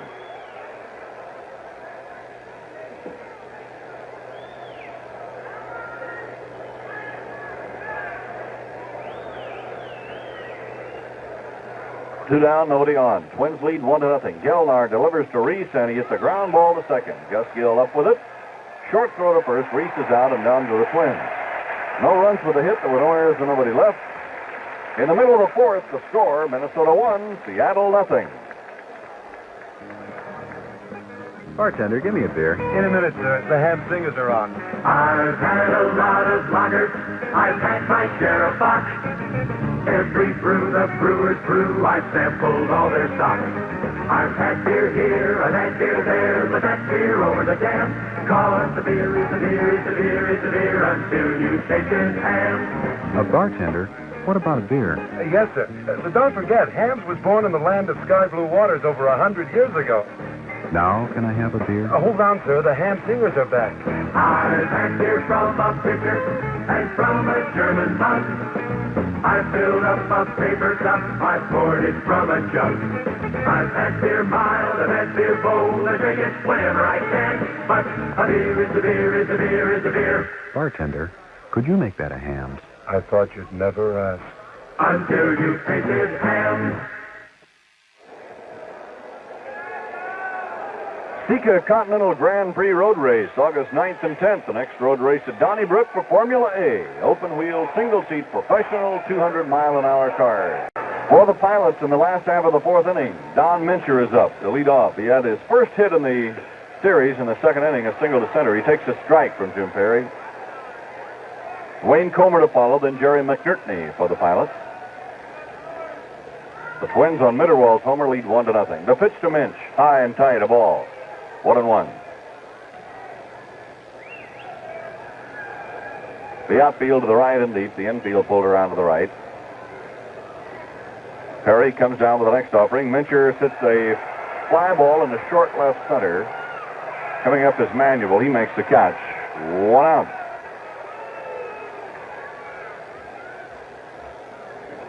Wayne Comer struck out in the second inning.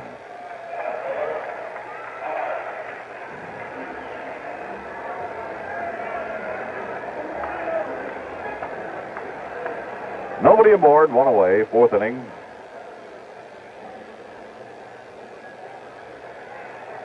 And Perry delivers to Comer. Strike called over the outside corner. California has done some more scoring in the seventh. Now the Angels lead Oakland by 7-1 in the eighth inning of the first game of a doubleheader. Perry delivers a pop foul behind the plate. Mitterwald off for the mask, coming back in front of the screen. He's got to play, and he makes the catch. So Comer fouls out to the catcher. Here's Jerry McNertney, the pilot catcher. He was on by fielder's choice in the second inning.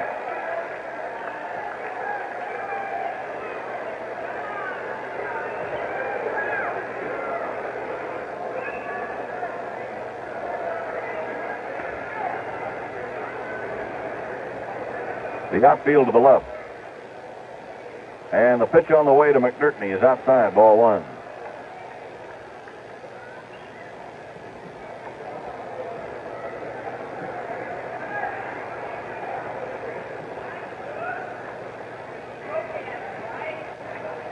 Perry pumps and throws. McNertney smashes one on the ground. It almost hits Killebrew in the face. It goes over his shoulder out into left field. The ball bat hopped on him. Manuel making the pickup. And McNertney is on. That ball may have clipped Killebrew right on the ear as it took a bad hop going into left. It's a base hit for McNertney. And a runner at first with 2 down, and the batter is Ron Clark.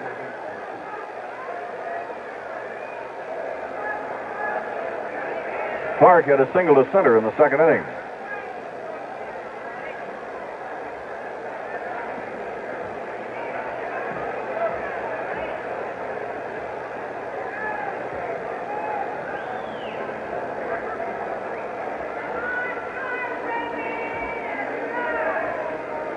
Clark the batter, a runner at first, and the pitch is fouled off out of play, strike 1. By winning last night's game, which was completed today, the Twins now lead Oakland by 3.5. And if they can win this one, and California can win that first game against the A's, and they would pick up additional ground. Here's a ground ball off Perry's glove, and nobody's going to be able to make a play. Clark is on. Down to second goes McNertney. It's a base hit for Ron Clark. So he's 2 for 2.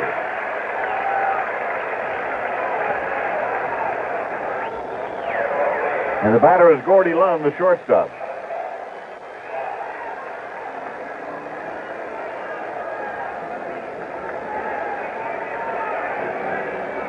I guess a better way to put it would be if California wins that first game and they have that big lead over Oakland in the 8th, then the Twins would lead by 4.5 going into this game and going into the second game of the doubleheader between the A's and California down at Anaheim. Runners move off at first and second. In comes the pitch to Gordy Lund. He fouls it back for strike 1. Ron Clark has been making good contact with the ball. in this series. No balls, one strike. Time call. Perry asks for a new ball and gets one from Ed Runge, the plate umpire.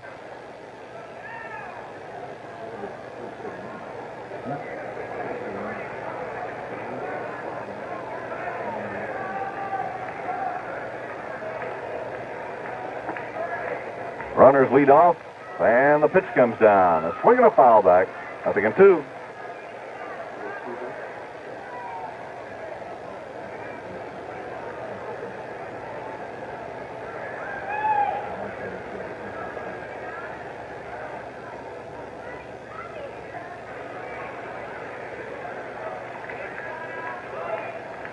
Now the runners lead off.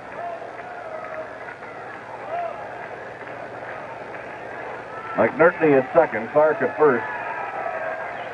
Perry off the stretch, checks the runners. In comes the pitch to Lund, and the line drive takes one skip in front of Carew. He traps the ball, throws to first for the out, and that retires the side.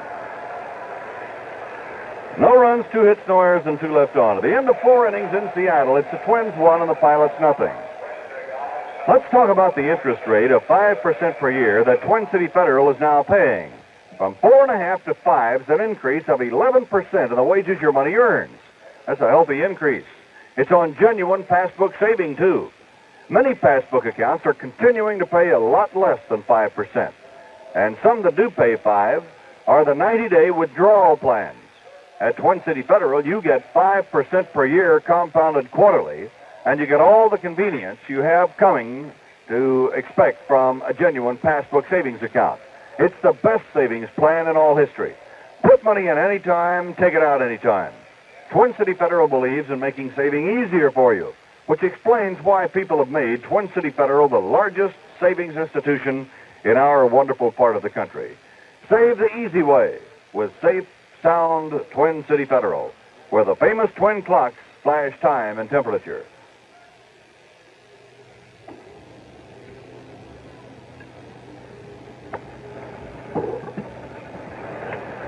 Twins received a telegram from Ed Ulrich of Minneapolis.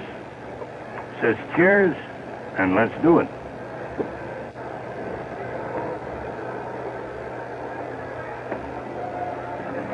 Well, it's 1-0 Minnesota. We're going to the first half of the 5th. Boy, is this game moving along. Twins won the, always tempted to say the first game, won the suspended game 11-7, in case you weren't with us.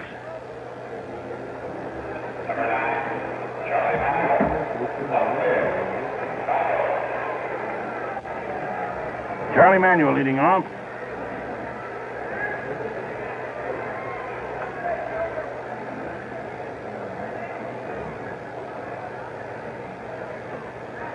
Manuel, a left-handed batter, to be followed by Tovar and Mitterwald. Charlie struck out in the 2nd inning. Gelnar winding, in comes the pitch.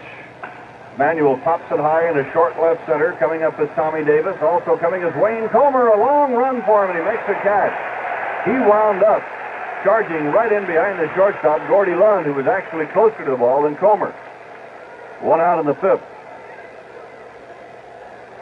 Now Cesar Tovar, who flied to center in the 2nd inning. Twins have had 1 run and 2 hits. The Pilots, no runs, 6 hits. Mitterwald smacked a home run in the 3rd for the Twins, who won the suspended game 11-7 in 18 innings.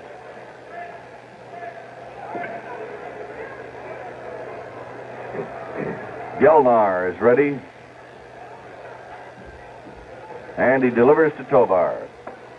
Fastball high, 1 ball, no strikes.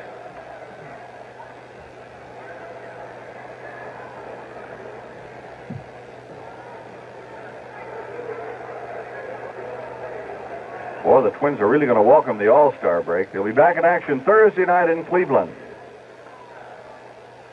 Tovar hits a bouncer foul to the left of the plate. 1 ball and 1 strike.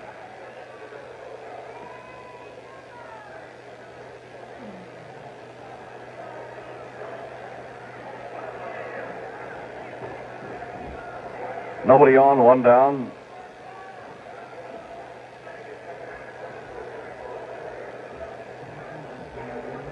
Gelnar delivers. Tovar tried to hit a running bunt on the first base side, but he fouled it back for a strike. And it's 1-2.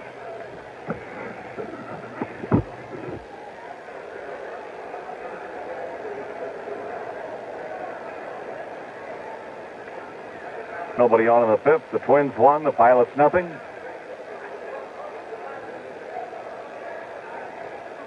Cesar Tovar digs in. Into the windup goes Gelnar. In comes the pitch and a swing and a miss. Strike three. Ball dropped by McCurdy. He tags Tovar for the out. 2 gone. That's the second strikeout for Gelnar, and it'll bring up George Mitterwald, whose clout in the third is it in this game. Twins won and the Pilots nothing in the fifth. This is something, the way Gelnar was so ineffective in finishing up that first game and has come back to give up just 2 hits in this one. You know, he might have been too strong. They say that sometimes about a pitcher. And Gelnar was a little wild and it got him in trouble. The pitch to Mitterwald is swung on a miss, and off-speed pitch, strike 1.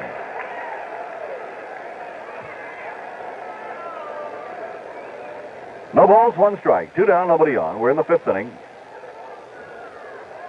The right-hander works. In comes the pitch, and a swing and a miss, strike 2.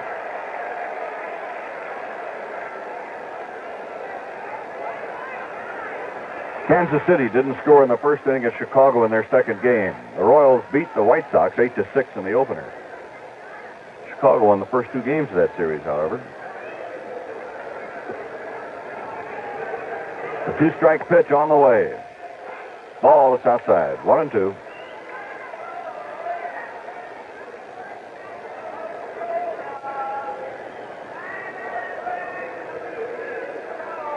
The Twins will resume action at Metropolitan Stadium against the Detroit Tigers a week from tomorrow. Mitterwald takes a strike, and he comes after Ed Runge on the call. He's really unhappy about that one, as George thought the pitch was not only outside, but low. Now Vern Morgan comes down to keep Mitterwald in the game. He's really fuming.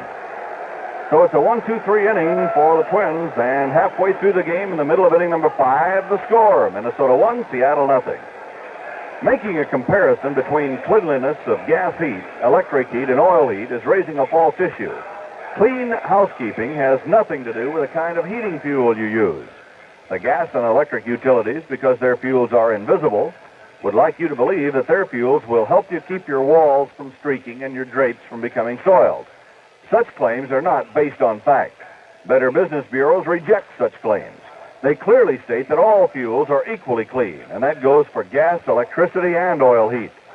University research has conclusively proven that smudged drapes and streaked walls are due to smoke from frying foods, cigars, cigarettes, and airborne dust particles from outdoors. Oil heat is your best buy, not only because it is clean, but because it is safe, and it's more dependable and lower in cost.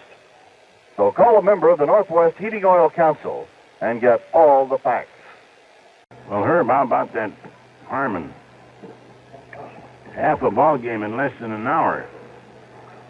At the halfway mark, Seattle, no run, 6 hits, no errors. Minnesota, 1 run, 2 hits, and no errors. And John Gelnar, the right-handed throwing and batting pitcher, is leading off for Seattle against Jim Perry. And he swings and misses for strike 1. And sometimes swinging but never missing, Herb Carney. Oh, thank you, Ozzie, and hi, everybody. Twins leading 1-0 in the last of the fifth inning. And the pitch is outside. 1 ball, 1 strike. They just sent in a summary of that game the Twins played the Pilots, and they used about a half a roll of ticket tape to get everything on there. The strike is called to Gelnar, 1-2.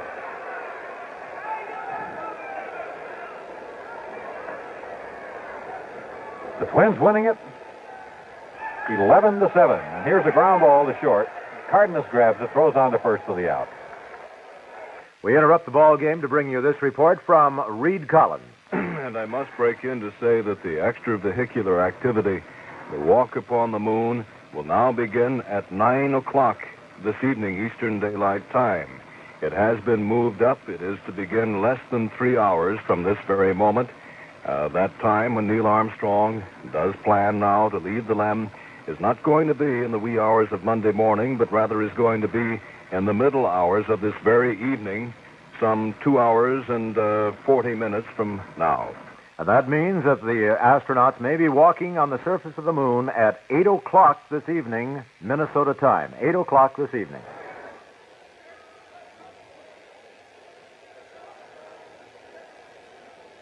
Here's the pitch. Swing, and here's a hard ground ball up the middle of base hit. So Hobley singles to center field. So he's 2 for 3 now. He's got a pretty good swing. He's content to meet the ball. He'll hit a long one once in a while. But he certainly played well against the Twins. And up comes Gus Gill, the second baseman, who's fly to center, single to center, right-handed batter.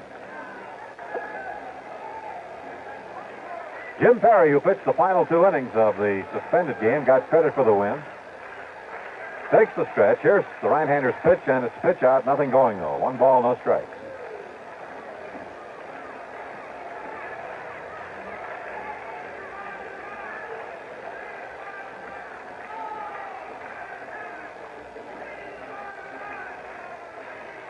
And the stretch by Perry. Reese holding with the runner. Here's the pitch. Another pitch out. Nothing was going, and it's ball 2, 2-0.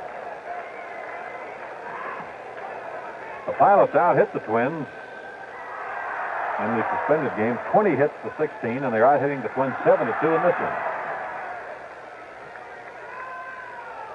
Runner on first, 1 out, 2 ball, no strike. Count to Gus Gill. Tommy Davis, the on-deck batter for Seattle. Here's the stretch by Perry. He throws to first base, safe.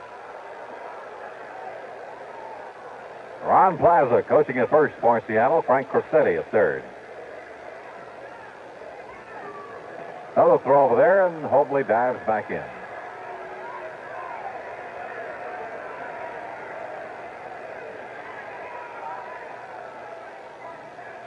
And the pitch.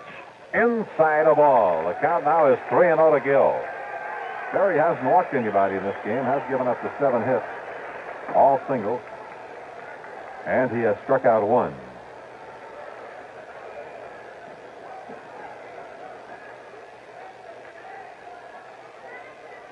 When scoring in the 3rd inning on George Mitterwald's home run.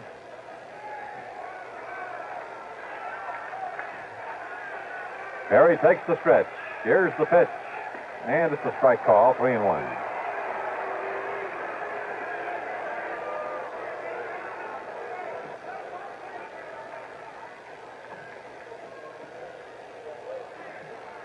Dave Boswell beginning to warm up in the Twins bullpen. Perry goes to the stretch. Throws to first safe. Good move over there by Jim this time. With his all-star break, you see, a manager has so much more latitude in his choice of relief pitchers. He can use starters and whatnot. Boswell pitched 5 innings of one of the games on Friday night. Here's the pitch. Gill swings and hits the fly ball into right field. Going deep, but Tovar has it measured now. Makes the catch. Back to first base goes Hobley. So Gill flies to right, 2 away, and it'll bring up Tommy Davis, the left fielder. Davis is 0 for 2. Has topped the Cardenas and hit into a double play started by Leo in the 3rd inning. Now in the bullpen, Joe Grisenda joins Dave Boswell.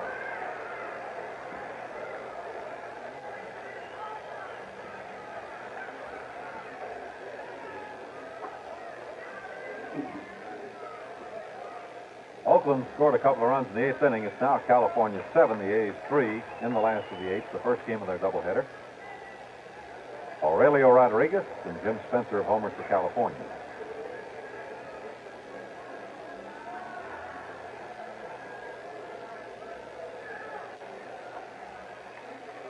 Last of the 8th inning is San Francisco, and the Giants, who spotted the Dodgers 3 runs in the 1st inning, are leading 4-3 now after 7.5. Perry has pitched all the way. He's hit a home run. Willie McCovey has hit his 30th for the Giants. Osteen started for the Dodgers, and Jim Brewer took over in the 7th.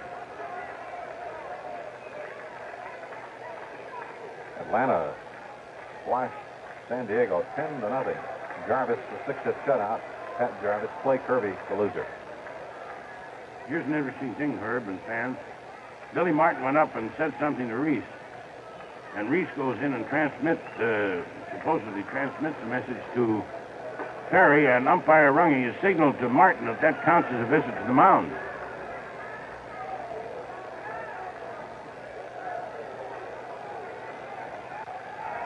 And the throw to first safe. Rather unusual, something you don't see very often. 1-0 the Twins lead in the last half of the fifth inning. Mobley on first for the Pilots, 2 out. Davis, the right-handed batter, waiting. Perry throws to first. Mobley dives back in there.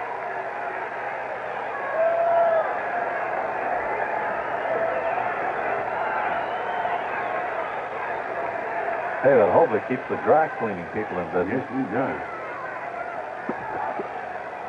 He has a habit of always diving back in head first. Here's the pitch. Strike a slider on the outside corner. 0-1 now to Tommy Davis.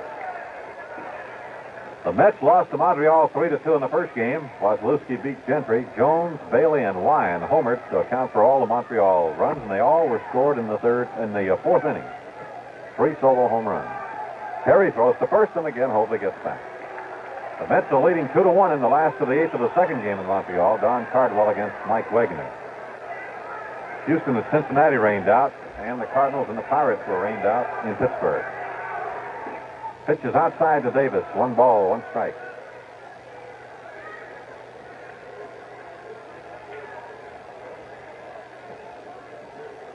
All even on the count now. 1 ball, 1 strike. Reese holding with the runner. Jim Perry goes into the stretch, looks over to first, and kicks and throws. Swing and a line drive foul out towards the Twins bullpen. 1 ball, 2 strikes.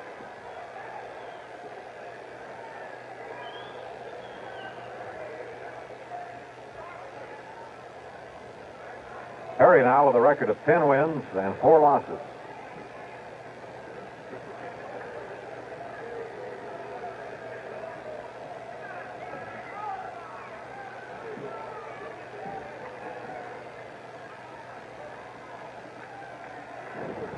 Here's the stretch. A look over to first to check Hobley, and the 1-2 pitch is swung on and foul back. Still 1-2.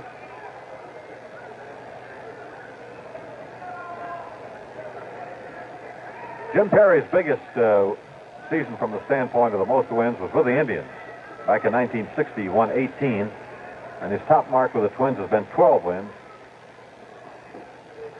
in the pennant year of 1965, and Jim pick up the slack when fellows like Camilo Pascual were having injuries.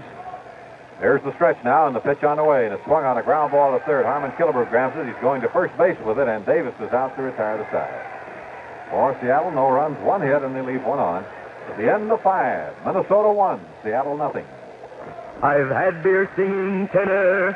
I've had beer singing bass. I've sung beer's praises high and low and sung it every place. I've even toasted my brew in a chorus or 2 of singing telegrams. But a beer is a beer is a beer is a beer is a beer is a beer is a beer is a beer until you've tasted hams. Before we have another verse, let's have another ham. The beer born in the land of sky blue waters over 100 years ago. I've had beer from a pitcher and from a German mug. I filled up a paper cup, I poured it from a jug. I've had beer mild, I've had beer bold, I drink it whenever I can. But a beer is a beer is a beer is a beer until you've tasted ham. Theodore Ham Brewing Company, St. Paul, and other cities. And this is the play-by-play broadcast of the Minnesota Twins. Hear the moonwalk tonight from Studio St. Paul in Minneapolis at 8:30. This is WCCL. The aerospace team is the one place where modern science and technology take new shapes because it's the largest scientific research and development organization in the world, where the spirit of adventure really explores the new and the challenging. Join the United States Air Force and get in on all of the space age excitement. 29 minutes before 6, it's 80 degrees. Apollo Update Report from the Manned Spacecraft Center in Houston. I'm Neil Strasser, CBS News. We are now 104 hours and 57 minutes into the mission of Apollo 11 and awaiting the decision from Mission Control on the time for the first moonwalk. Commander Neil Armstrong has called down from what they now call Tranquility Base, the lunar module as it stands on the moon's surface, and has said we're all go here and has proposed moving up the lunar walk, or at least opening the hatch a good many hours ahead of schedule, about 6 hours or so. That involves a lot of decisions here on the ground as well as up there. But at least up there, Armstrong says everything is go. Here on the ground, it's a matter of determining whether they think the astronauts are able to handle the moonwalk that soon and whether they can make all the arrangements for the EVA, the extravehicular activity, that soon. I'm Neil Strasser, CBS News, Houston Apollo Update. Yeah, that is kind of a switcheroo, isn't it, in this series? 1 ball, 1 strike. Here's the windup by the right-hander, and it's foul down and back. 1 ball, 2 strikes. Johnny Gelnar, he belonged to Kansas City this spring, and they traded him along with Steve Whitaker in the deal that sent Lou Piniella to the Royals.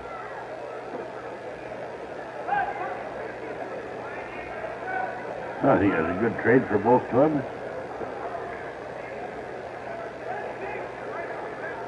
Whitaker's had to miss some time with Seattle. He's had a lot of military obligations. Now Gelnar winds up. Here's the pitch. Swinging a ground ball towards the hole, and it's through into left of base hit. Tommy Davis fields the ball, and Leo's on with a single to left. Just the 3rd hit for the Twins off Gelnar, and will bring up Jim Perry. Jim ignited the Twins' 4-run 18th inning in the suspended game with a double to deep right center field. In this game, he was up in the 3rd inning, was called out on strikes.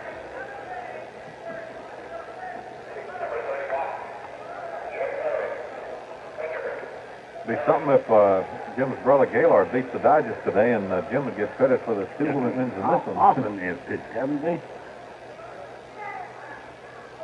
And the pitch. And it's bunted at and foul behind the plate. 1 strike.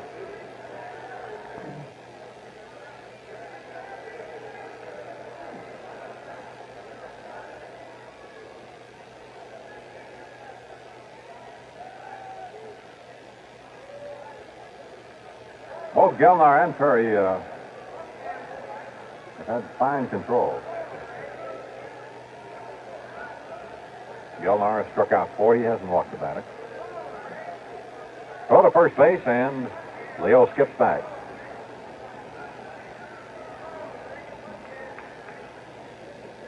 Here's the stretch, and Gelnar steps off the rubber. Clark playing up on the grass at 3rd. Lund and Gill halfway up. Mincher holds with the runner, and the pitch is outside of ball. 1-1. At Cleveland today in the first game, the Tigers beat the Indians 3-2. Willie Horton's 13th home run of the year. Fred Lasher got the win over Stan Williams. And in the second game, well, it's tied up 4-4. The Indians are batting in the last of the 7th. Richie Scheinblum just tied it up with his first home run of the season. There goes the runner, and here's a bunt out towards the mound. Good bunt. Gilnar throws to Mincher for the out on a sacrifice. Cardenas had broken with the pitch, and so he's easily down to second. 1 out, and here's Ted Eulander. Pops to 3rd, flies deep to left. Tony Horton has hit his 20th home run in that second game for Cleveland, and Willie Horton has hit his 14th for the Tigers with 2 on. Earl Wilson started. Tom Timmerman in the 6th for the Tigers. Juan Pizarro has pitched all the way for the Indians. Yankees beat Washington 3-2 in 11 innings, single game in New York. Jack Aker got the win in relief over Casey Cox. Here's the stretch by Gelnar, and the right-hander delivers. A swing and a chopper off the plate to the right of the mound, grabbed by Gelnar, and he flips it to Mincher for the out. Cardenas moves over to 3rd. So we have 2 down, a runner at 3rd now, and it'll bring up Rod Carew. Rod is grounded to 2nd and singled to left center.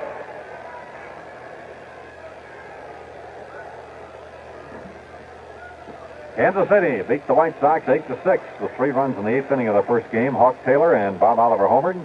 Mo Grabowski got the win over Dan Osinski. No score after a half inning in the second game with Bill Butler against Joe Horland. Gilnar goes to his windup and delivers, and Rod takes the fastball high, ball 1. At Boston, the Red Sox defeated Baltimore 6-5. Sid O'Brien homered for the Red Sox. Ray Culp won his 14th. He's lost 6. Mike Cuellar was the loser. He's 10-9. Over 31,000 at Fenway Park. Here's the windup. In comes the pitch. Outside with a fastball. 2-0. California 7, Oakland 3 in the last of the 8 at Anaheim in the first game of their doubleheader.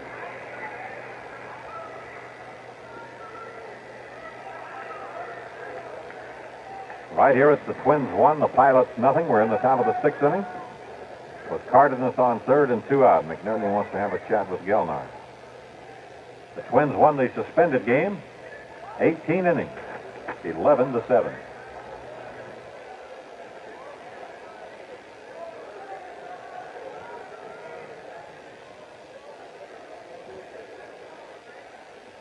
Two or nothing. The count to Rod Carew.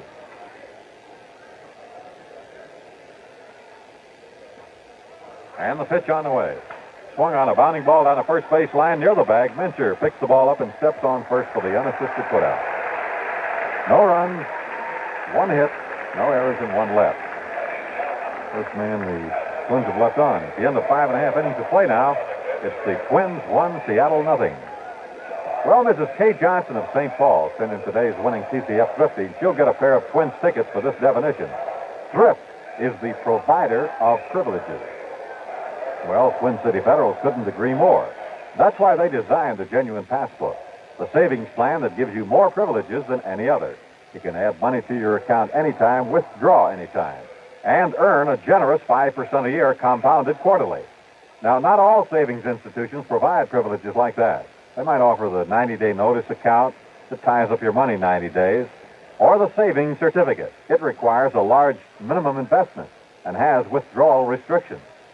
Well, the folks at TCF go along with Mrs. Johnson's idea of thrift. It should be the provider of privileges, and the only way to get the maximum flexibility out of your savings dollar is to put them in a genuine passbook. So why don't you stop in at Twin City Federal, where the famous twin clocks flash the time and the temperature.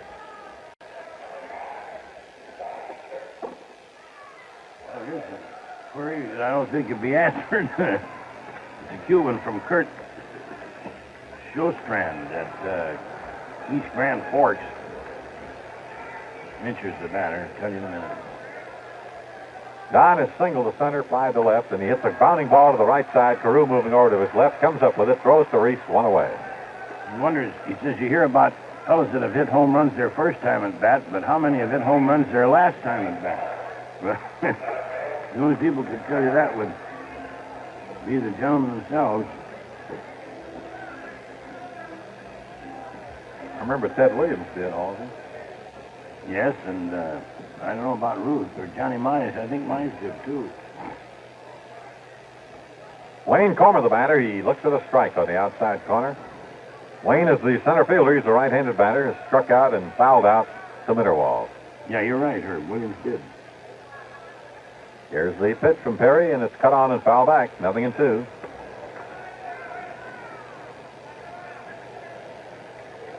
Usually, if a fellow's thinking of retiring and he hits a home run, he doesn't want to retire. Here's the windup by Perry, the pitch. Outside of ball, 1-2. All over at California, the first game, the Angels beat the A's 7-3. Andy Messersmith beat Vida Blue.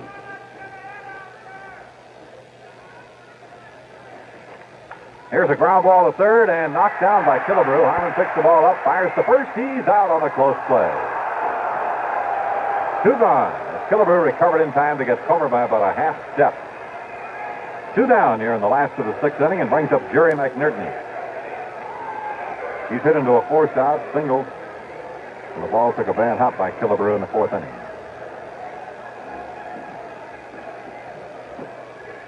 Royals scored 2 in the 2nd at Chicago in their 2nd game and now lead 2-0 after an inning and a half. Twins leading here 1-0 in the bottom half of inning number 6.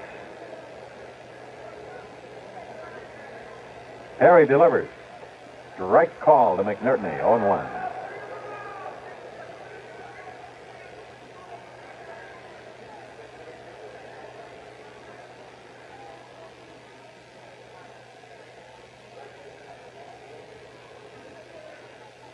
And the pitch outside, a breaking ball away from him. 1 ball, 1 strike now.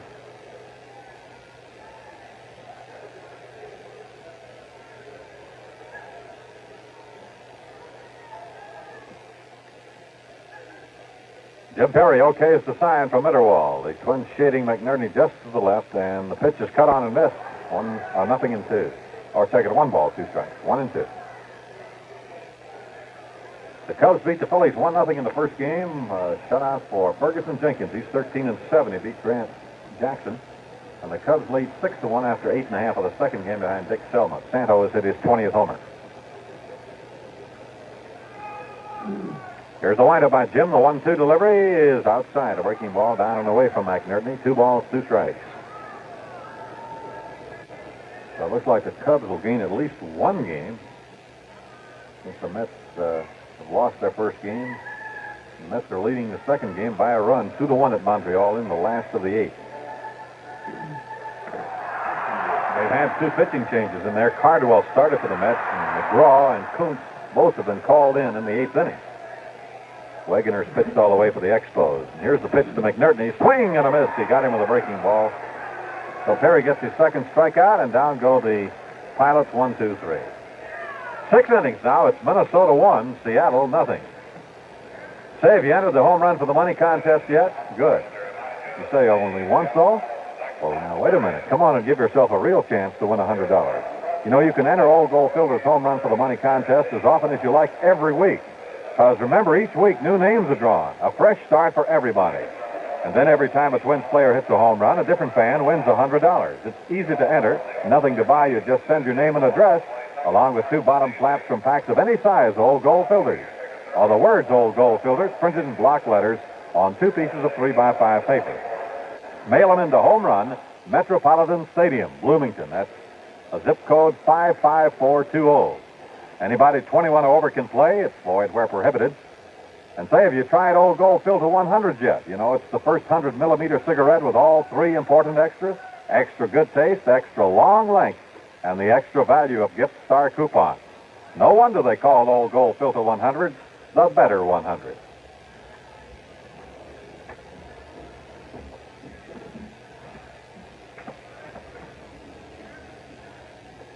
Harmon Killebrew leading off. Jesus. Strange contrast to some of the contests we've had. It's 1-0 Minnesota. We're going into the 7th inning.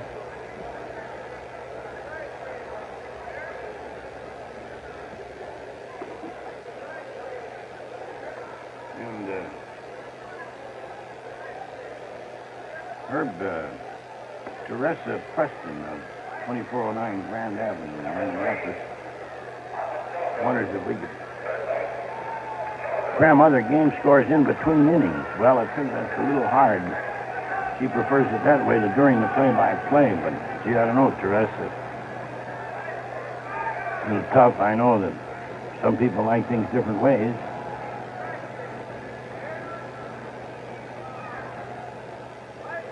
Harmon, he's denying that fence. It's not far, you know. Harmon's 0 for 2 in this game and takes the pitch low for the ball. Actually, at the left field line, it's 305, but it quickly becomes 320. And it's 320 at the right field line. Then it's 345 in the so-called power alleys and 405 to center. Here's the pitch.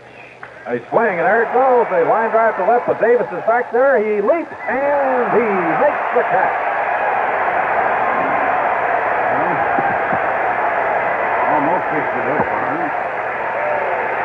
Well, I tell you, he really hit that ball. It was a line drive. It never went too high in the air, but Davis ran back there, leaped up, and caught the ball right at the fence. Here's Reese, who has grounded out twice.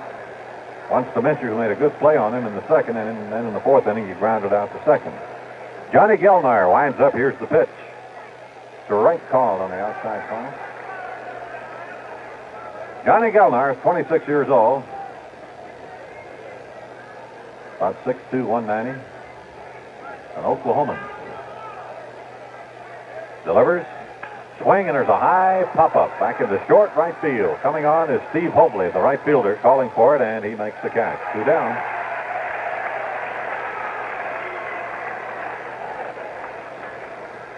We'll bring up Charlie Manuel. Charlie drove in 2 runs in the 18th inning of the first game. In this game, he's 0 for 2. He's been called out on strikes and fly to center.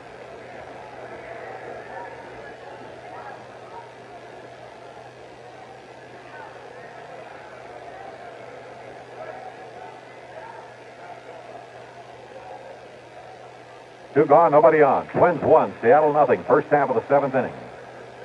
George Mitterwald's home run in the 3rd inning has been the only run thus far. Manuel takes a ball outside.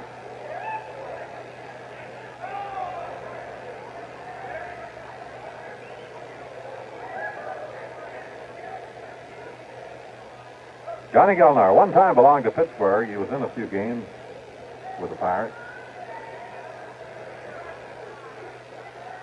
Delivers.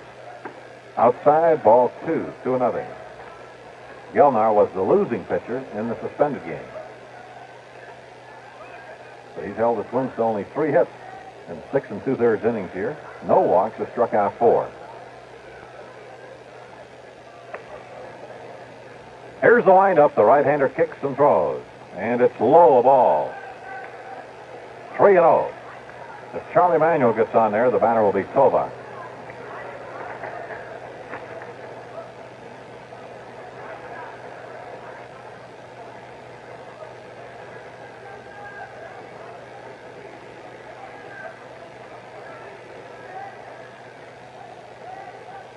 Two out, none on. 3-0 the count to Manuel.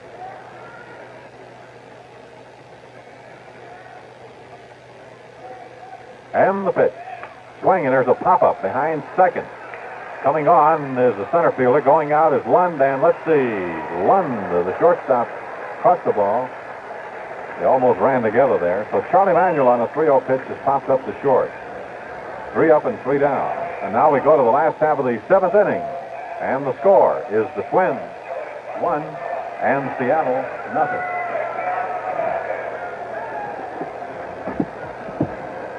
Have you seen the activity at Lindall Olds on Freeway 494? It's like a beehive during the huge truckload sale.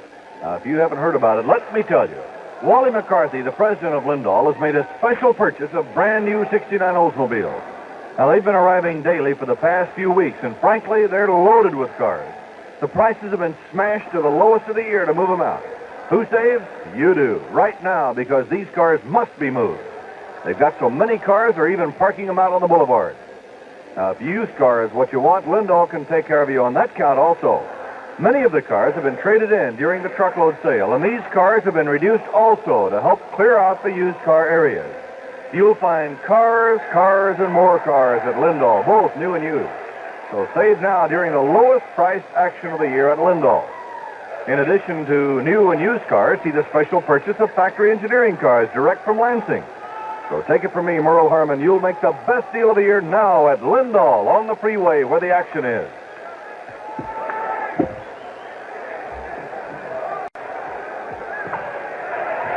Ron Clark hits the ground ball to short. Cardenas up with it, throws to first to the out, 1 down. For Clark, first ball hitting is out short to first. He's 2 for 3 now. Singled his first 2 times up. And it brings up Gordy Lund, the shortstop, a right-handed batter. He's popped to first and lined to second.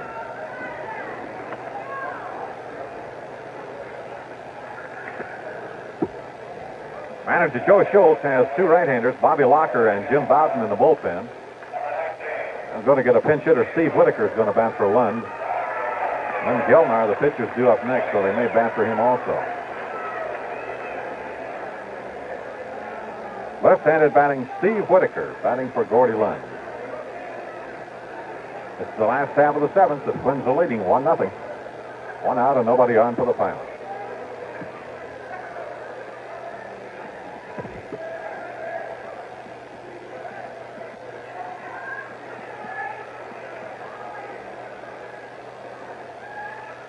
Jim Perry, the winning pitcher in the suspended game. He went 2 innings. He's given up 7 singles thus far, no walks. He has struck out 2. Whitaker, the left-handed batter up there, and the first pitch is a strike on the inside corner. 0-1. Ed Runge, the plate umpire, asking to see the ball. Going to put another one in play.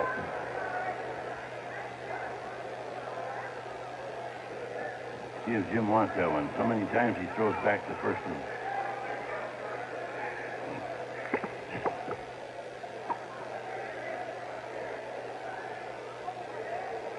One strike to count. Twin shade Whitaker to the right. Here's the pitch to him. Outside and low. 1 ball, 1 strike. After this game, the Twins' regular schedule resumes next Thursday evening in Cleveland. They have a 4-game series there. And the pitch. Whitaker swings and he fouls it at the plate. 1-2.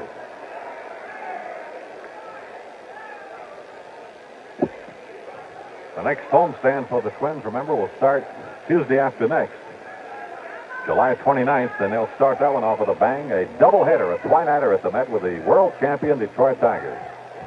5:30 start. Swing and a miss by Whitaker. Fired the ball in tight on him. Whitaker swung and missed. So Perry has his 3rd strikeout. And it looks like Gelnar is going to come up and bat for himself. The Pilots pitcher who's turned in a strong performance here, giving up only 3 hits over 7 innings. At the plate is 0 for 2, is fouled with the catcher, bounced to short.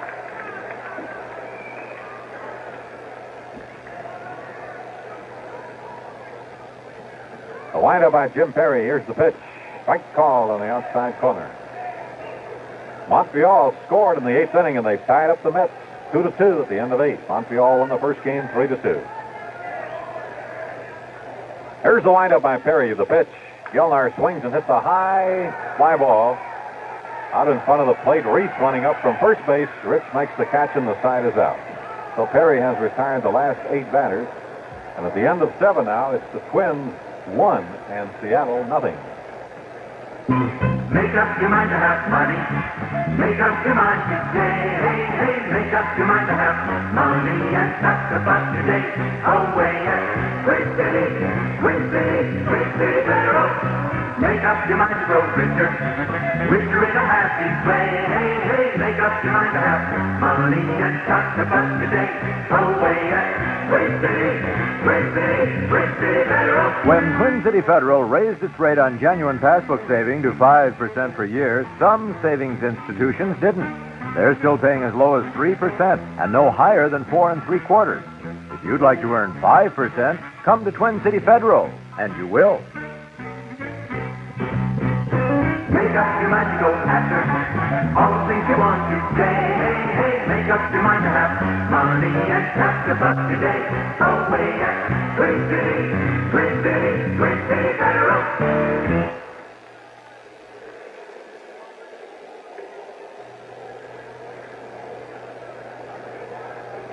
Man from the cross recalls when Eddie Goodell, that midget, batted in the St. Louis Browns, a real midget. Wonders what happened and who was pitching. Well, he got a base on balls, and the pitcher was left-handed Bob Kane of Detroit.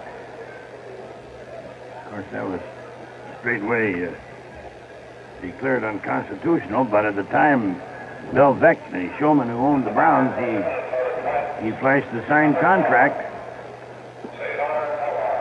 Umpire was going to protest it. Little Eddie had a contract. Did you realize Perry's pitched a shutout? He pitched 9 scoreless innings. So it's 1-0 Minnesota going into the 8th. And you know how dangerous these Pilots are. Tovar takes a strike. Caesar is flying to center, been called out on strike. Tovar, Mitterwald, and Cardenas will be the Twins batters here in the 8th inning. Right-hander Johnny Gelnar into the windup. Here's his pitch. Fastball lined out into left field. It's going deep. Davis is watching this one, and that ball is in the seats. A home run for Tovar. Into the left field seats. Over the 320 sign. The Twins are leading 2-0 now. That's number 3 for Cesar. His 22nd RBI. Twins 2 and Seattle nothing.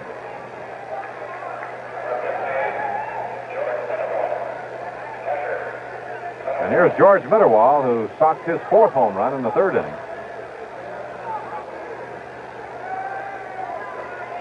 Struck out in the 5th inning, so Mitty is 1 for 2.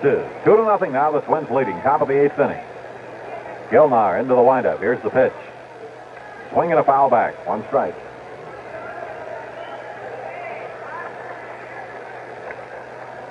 Speaking of protest, Halsey, I see that the Angels protested Oakland's win yesterday. I don't know how far they'll get with it. They claimed that Sal Bando, the A's third baseman, threw his helmet and should have been ejected from the game, but was allowed to stay in. When was this, sir? Yesterday. There's a ball, 1-1. First, I'm afraid that might get into the area of the umpire's judgment as to what constitutes throwing a helmet. Yeah.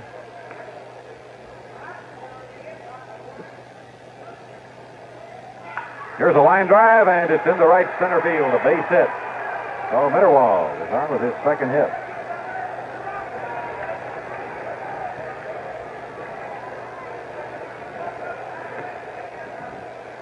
That'll bring up Leo Cardenas. Leo is 1 for 2 with a single.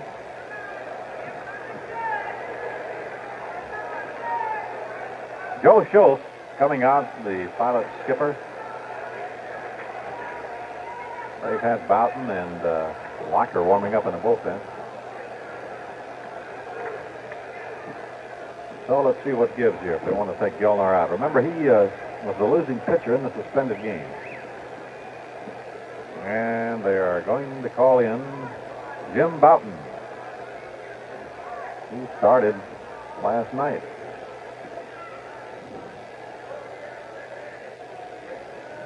Is he coming out? Yep.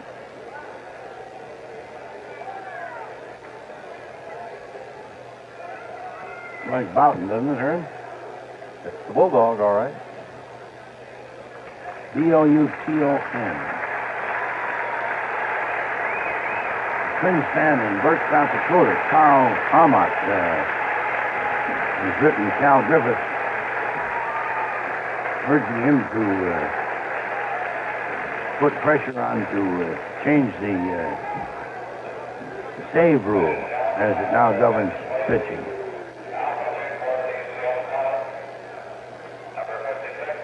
They talk about a homecoming fan. I don't think old Cardiac Corner has ever seen anything like it. The Twins play Thursday, Friday, Saturday, Sunday at Cleveland. Then Monday's an open date. The Twins play Houston in the Hall of Fame game at Cooperstown, when Stan Musial and Roy Campanella will be inducted. Then the next night, they come home to the Met for a twilight doubleheader with the world champion Detroit Tigers. That's the 29th. And they play the Tigers, and then following them on Friday, nobody but the Baltimore Orioles, who are making runaway gestures with the Eastern Division of the American League. And on top of everything else, as you know, that's the start of the Campers Weekend, and please be sure to register so you can get your parking space assigned. And then it's Brown and Bigelow and Fisherman's Night with lots of prizes. Camera Day is September 14th, fans. And there's some other big days and nights coming up.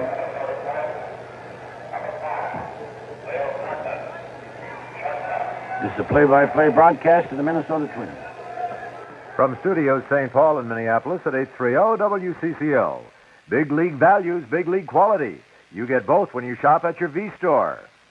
Their mass buying power, thousands of V-Stores buying as one, enables your V-Store to offer you the winning combination of values and quality.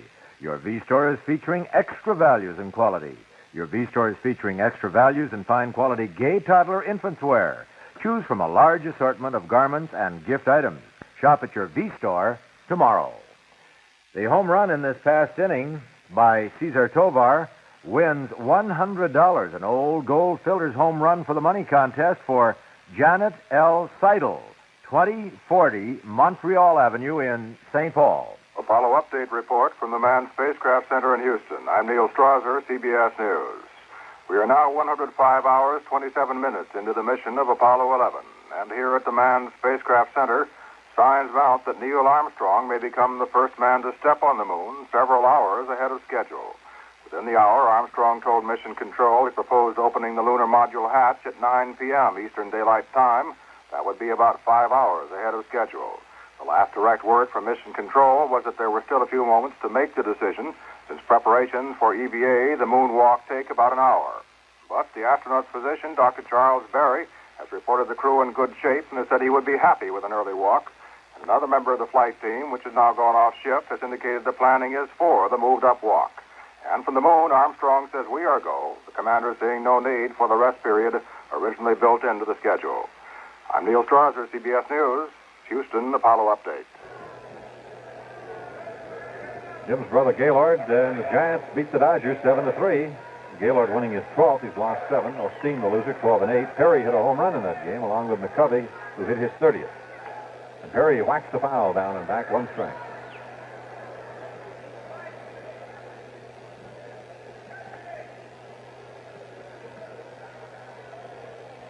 This means that in the Western Division of the National League now, Atlanta has moved into first place. The Braves beat San Diego, so Atlanta has a 1-game lead. Pitch is low to Jim Perry. 1 ball, 1 strike.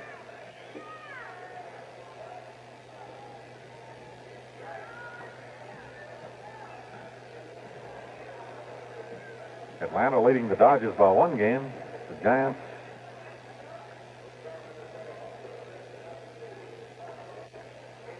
are also just 1 out, and the Reds are 3.5 out. And here's a line drive into right field, a base hit for Jim Perry. Mitterwald is rounding third. He's being held up at third, though, as Hobley makes a good throw to the plate.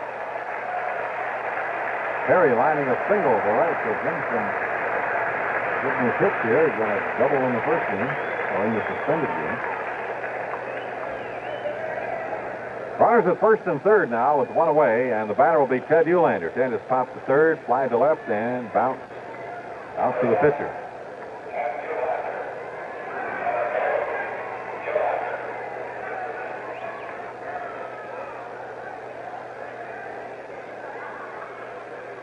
Twins leading 2-0 in the first half of the 8th inning. The Twins won the suspended game 11-7 in 18 innings. What was the final playing time of that game? Did you get it, Halsey? Yeah, let me see here. Here's the stretch by Boughton. The infield playing up a little better than halfway for Seattle, and time is called. They called a balk on Boughton. I didn't notice what he did there, but they called a balk on him. And this is how the lead run scored in the suspended game. They called a balk on John Gilmer with the bases loaded. Now a balk's been called on Boughton. 5:45, Herb, I believe it was. So Mitterwald scores, and Perry goes to second on the balk, and the Twins now lead 3-0.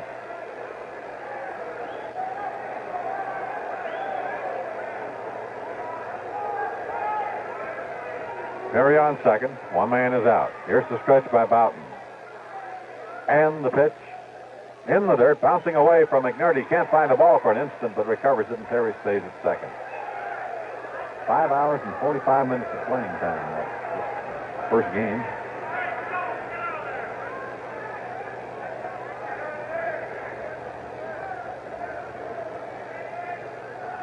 A new record was set for the most men left on base by 2 teams. 44. And the Twins had 18 walks. Here's the pitch. Swing and a foul back. 1 ball, 1 strike. See, the old saying is, what a game without everything but a balk. Here we've had 2 balks this afternoon. Boughton into the stretch. Delivers in the dirt. 2 balls, 1 strike.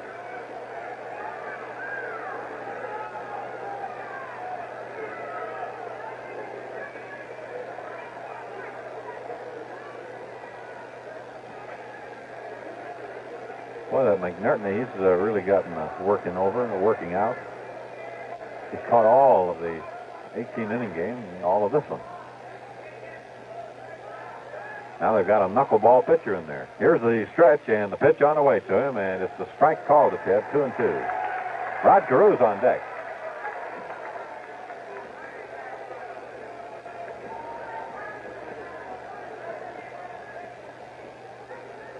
Boughton leaning in to take the sign. Goes into the stretch. Looks to second. Here's the pitch. Swinging a ground ball to the right side. Gill will make the play to first base. Eulander is out, and Perry goes over to third. And the batter will be Rod Carew, who has one hit out of 3 times up. He's grounded out his other 2 at bats.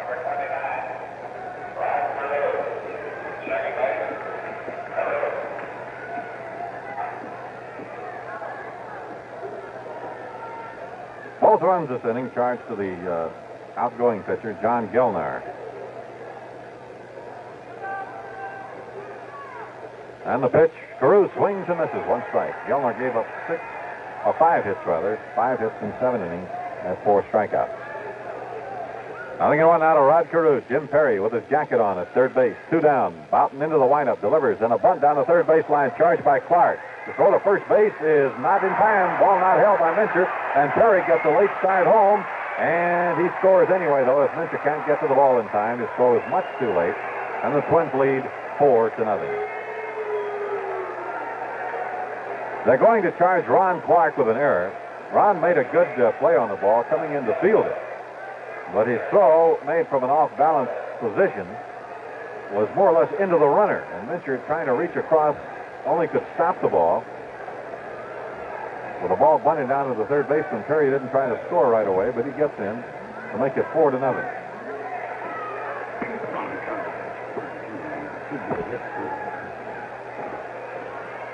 Now Harm Killebrew swings hard and he misses. 1 strike.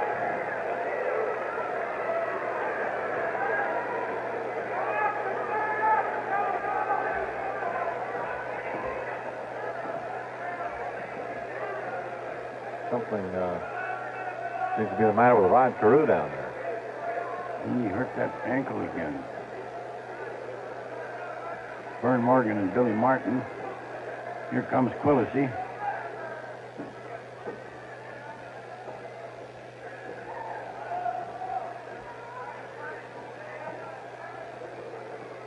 Yeah, Rod's coming out. Quillisi running for him.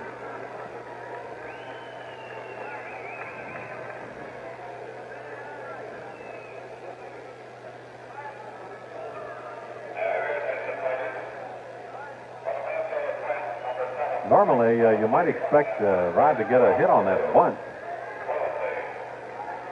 He had it beat, tied, and then the run scored after Mincher dropped the ball. I thought it was a hit and error. But they scored it only as an error.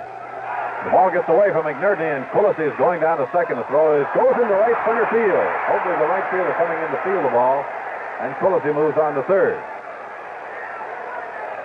So there'll be a throwing error by McNerney, and a wild pitch charged to Boughton, allowing Quillisi to take second, and he went to third on the throwing error by McNerney.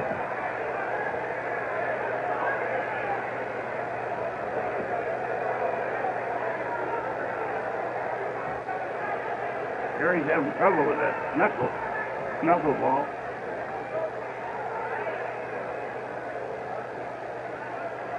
And the pitch to Harmon is inside a ball. 2-1. They have the shift on for him now with the runner on third.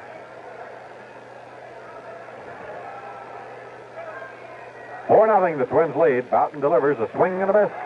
2 balls, 2 strikes.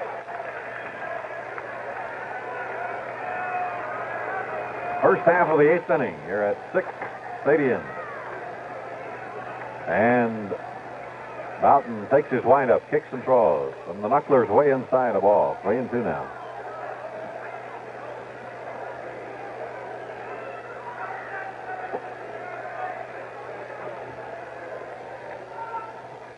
Here's the windup. In comes the pitch. Swing, and there's a long drive to left field, but it's hooking foul. Way back there, but a foul ball. The count remains 3 balls, 2 strikes.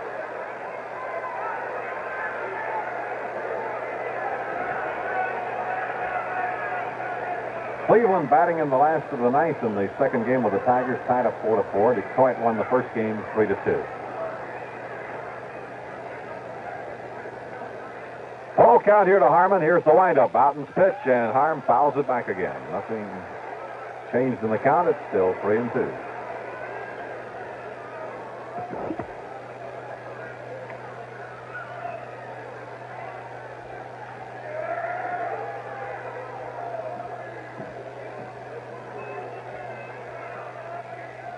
Here's the windup by Boughton. The pitch on the way. Inside, and he walks Killebrew. That's the first base on balls of the game. So the Twins have runners at first and third with 2 out, and Rich Reese coming up. Rich is the 8th batter to come up this inning. Has grounded to first, to second, and flied to right. Sal Magley's going out. Here's the prizes for that Fisherman's Night, folks. Number 1, a trip for 2 to Florida for a week with Early Wind. Early, you know, an old experienced guide in his parts down there. Number 2, a 14-foot fishing boat from the Shell Boat Company. 3, the Johnson Motor. 4, 3 pairs of Red Wing boots. 5, St. Croix rods. 6, clean-the-fish kits. And 7th, and certainly far from last, hams, coolers, and camping stools. John O'Donohue coming in. He's southpaw, and he'll pitch to the left-handed Reese. In this 8th inning.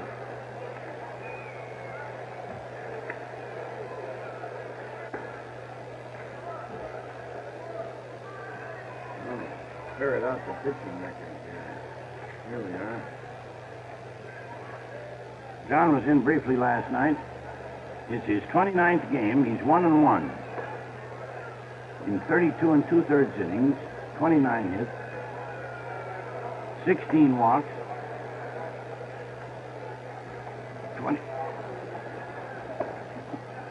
20 strikeouts. And his earned run average, right on the button, an even 3. And the attendance today is 8,287. As we told you, it was a single game originally, and it drizzled this morning, sort of a mist right up until noon.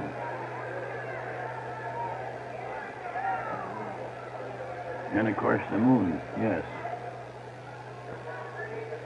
Runners at first and third, 2 out. The left-hander John O'Donohue delivers a curveball, swing and a miss. And Rich swung so hard, boy, he lost his headgear, the cap and the helmet. Well, Reggie Jackson has just connected in the second game for Oakland, his 37th home run of the year. Nobody on. So Oakland has at least a 1-0 lead. Hit off George Brunette. Here's the pitch. Curve outside and low. 1 ball, 1 final strike. on the first game. California won the first game 7-3.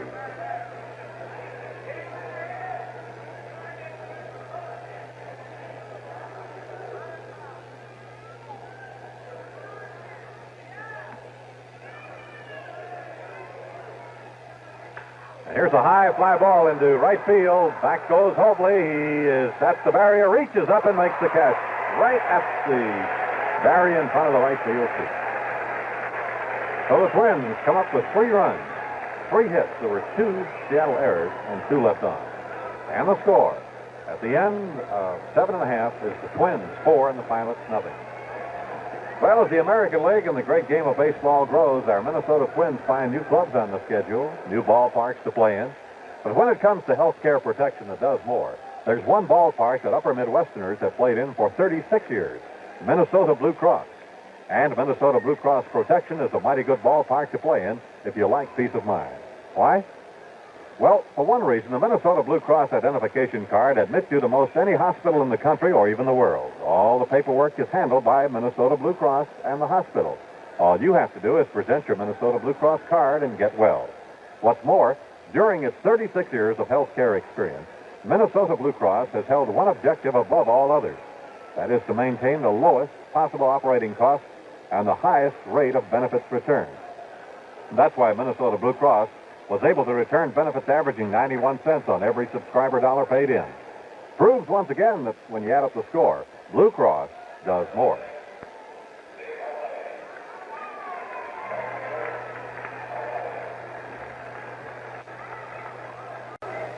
Boswell throwing quite hard out in the right field bullpen. And the head of the list is up.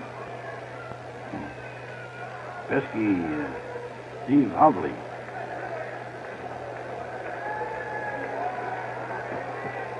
He's 2 for 3, and he tries to drag a bunt, and the ball goes foul to the right of the plate. Gill on deck, and Davis to follow.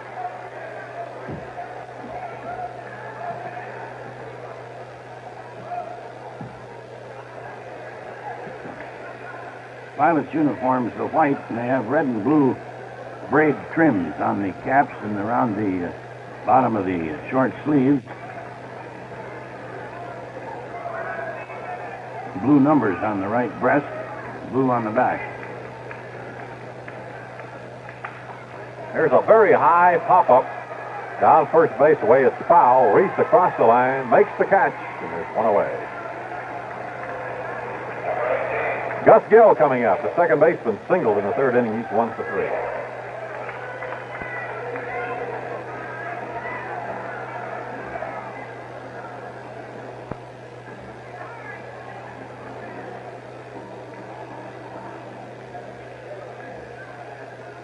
Twins 4, Seattle nothing. The Twins took the suspended game by a score of 11-7. The game went 18 innings. There's a line shot into left field. That's a base hit. The ball is going to roll all the way to the barrier.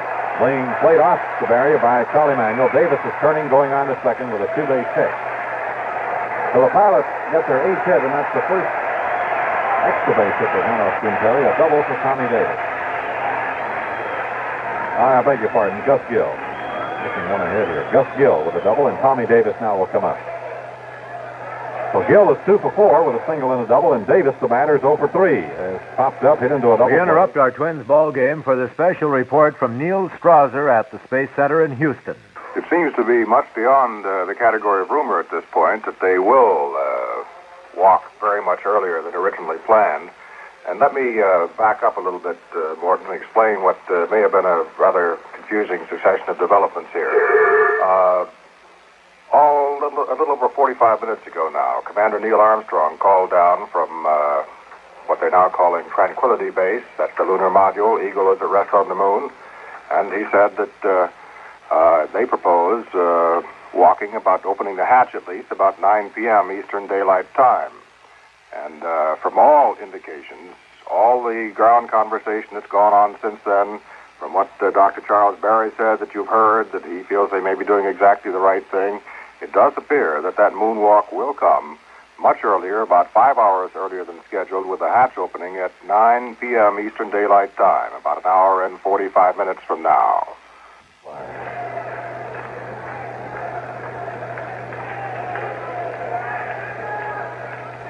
Don Mincher, the on-deck batter for Seattle.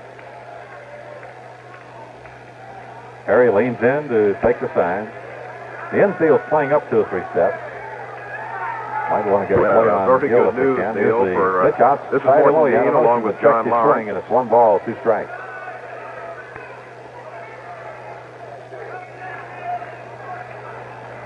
Jim Perry, who worked the last 2 innings of the suspended game to pick up the win, his 10th. Going all the way in this one. A 1-2 count to Tommy Davis. The outfield plays him straight away. And here's the pitch. It is swung on a little roller to the right of the mound. Jim Perry picks the ball up, flips it to Reese for the out. Pitch is the first to play, and Gill moves over to third. So there are 2 down, a runner at third, and it'll bring up Don Mincher. Don is singled out of 3 times up.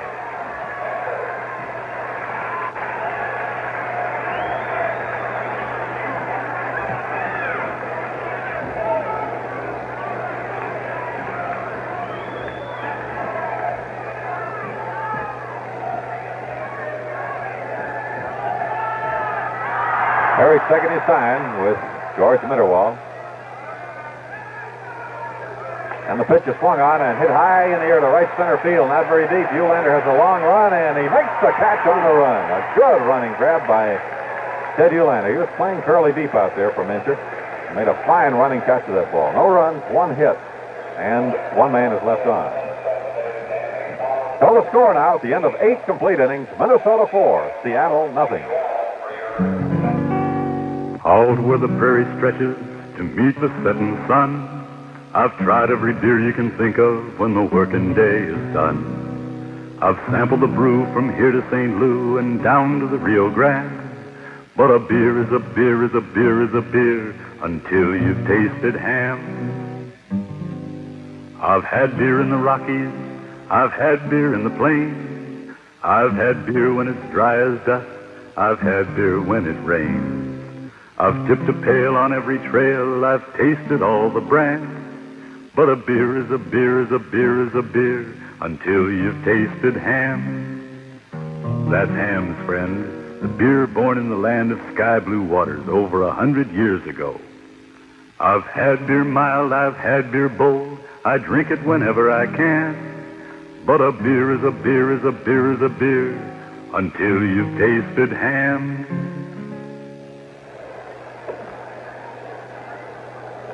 Theodore Ham Brewing Company, St. Paul, and other cities. And for the Seattle Pilots, Fred Talbot, a right-hander, has replaced O'Donohue. Outside of Manuel, the next three batters are right-handed for the Twins, and just as Billy Martin can do, Joe Schultz, with an open date coming up, doesn't have to worry about using up pitchers.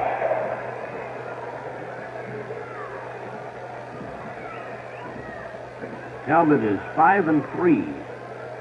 He has a good record. 59 hits in 71 innings and an earned run of 2.79. Charlie Manuel, the batter. Charlie's 0 for 3, and he bunts one foul to the left, one strike. At Montreal, the Mets scored in the top of the ninth to take a 3-2 lead, but then Coco LeBoy hit his 13th home run to tie it for Montreal. They're going into the 10th inning now, 3-3. Montreal beat the Mets 3-2 in the first game. The Cubs won 2 from Philadelphia, 1-0 and 6-1 behind Ferguson Jenkins in the first game and Dick Selma in the second. Here's the pitch to Charlie Manuel. Swing and a miss, 0-2.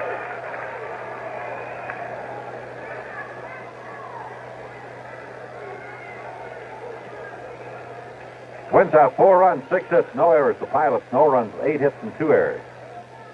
Manuel, Tovar, and Mitterwald to bat here in the 9th inning. Talbot, the right-hander, into the windup. D delivers. And a curveball swung on and laced out into right field. Hobley coming on, makes the catch. It hung up there for him. Manuel lines out to right. One away, and it'll bring up Cesar Tovar.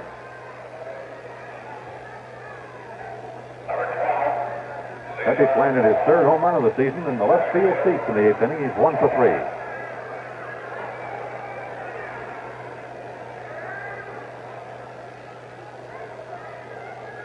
Here's the windup by Talbot, the pitch on the way. And it's low for ball. Also, I believe you asked earlier about Johnny Roseborough. John's okay. He's got some abdominal pains today, nothing serious. Being hit by a foul ball last night. Strike call, 1-1. Oh, that's good.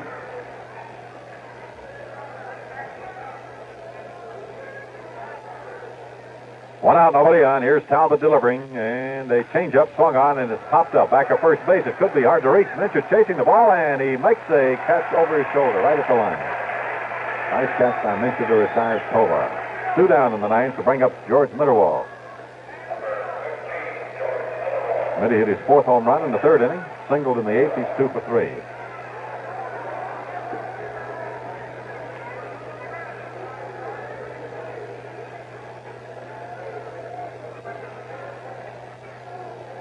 Well, let's hope the American League can win one next Tuesday in Washington.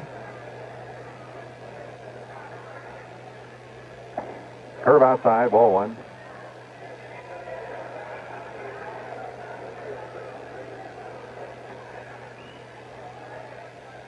And the pitch. Swing, and it's popped up. Back of third base. Clark across the line. A foul ball catch. And the side retired. 3 up and 3 down. And so we go to the last half of the 9th inning with a score. The Twins 4, Seattle nothing. You know, the Twin City Federal folks have a lot of growth to be thankful for these days, and they want me to pass the thanks on to you. For the first 15 days of July, the savings inflow at Twin City Federal was $5.5 million more than last year. $5.5 million more in savings than for the same period last year. Well, that's certainly worth a resounding thanks to all you folks who believe in saving money. It's something Twin City Federal can be proud of, too. Obviously, people like genuine passbook saving, TCF style. Put money in any time, take it out any time. People like Twin City Federal's strength and the safety. They like the increase to 5% a year on passbook savings. So on behalf of Twin City Federal, my pleasure to thank you all. Thanks for your confidence. Thanks for your goodwill.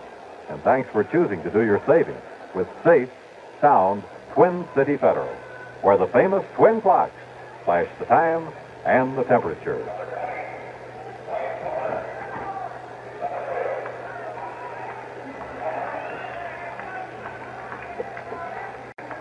Wayne Comer leads off for the home forces as Perry tries to hold that lead and certainly gain a victory.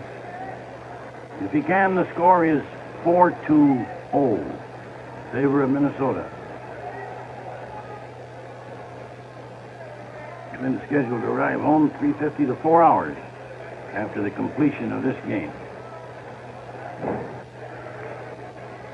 First pitch to Wayne Comer. He pops the ball up.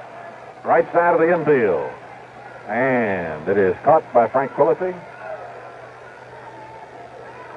One away. Comer's 0 for 4. And it'll bring up Jerry McNerney, the catcher.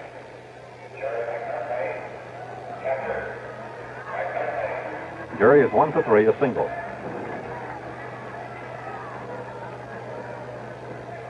Four nothing. The Twins leading in the bottom of the ninth. One out, nobody on. Into the windup goes Jim Perry. Here's the pitch, and it's a strike called on the outside corner. Ron Clark on deck.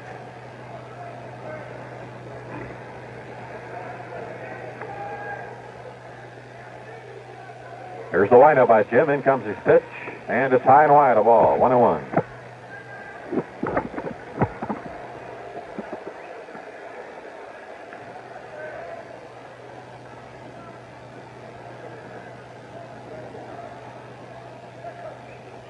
Perry kicks and throws, and a swing and a foul back.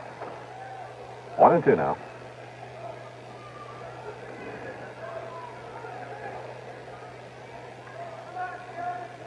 Perry has given up 8 hits, but only once in the game have the Pilots advanced the runner to third base. That was last inning, when Gill doubled one out and went to third on an infield out.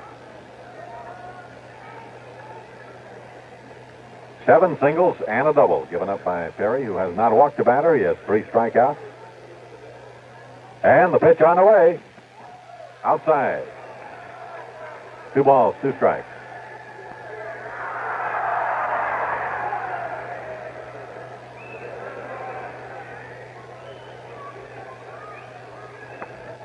Perry looks now to take the sign.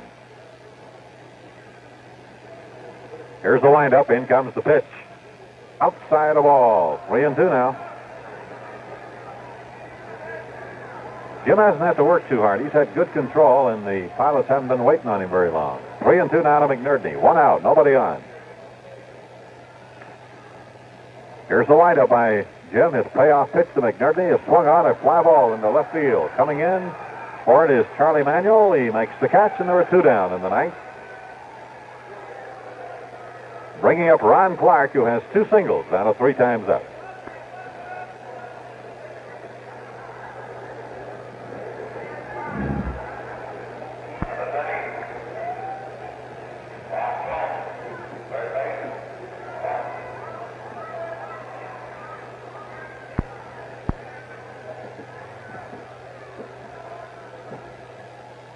Here's the pitch to Ron, a line drive through the box and into center field. Clark has his 3rd hit of the game.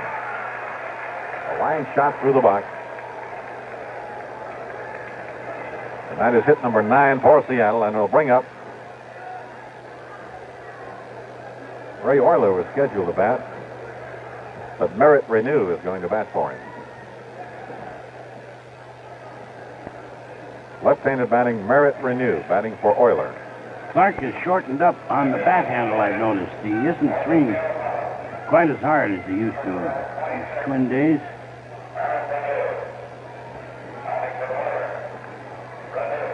Left-handed batting, Merritt Renew, batting .256.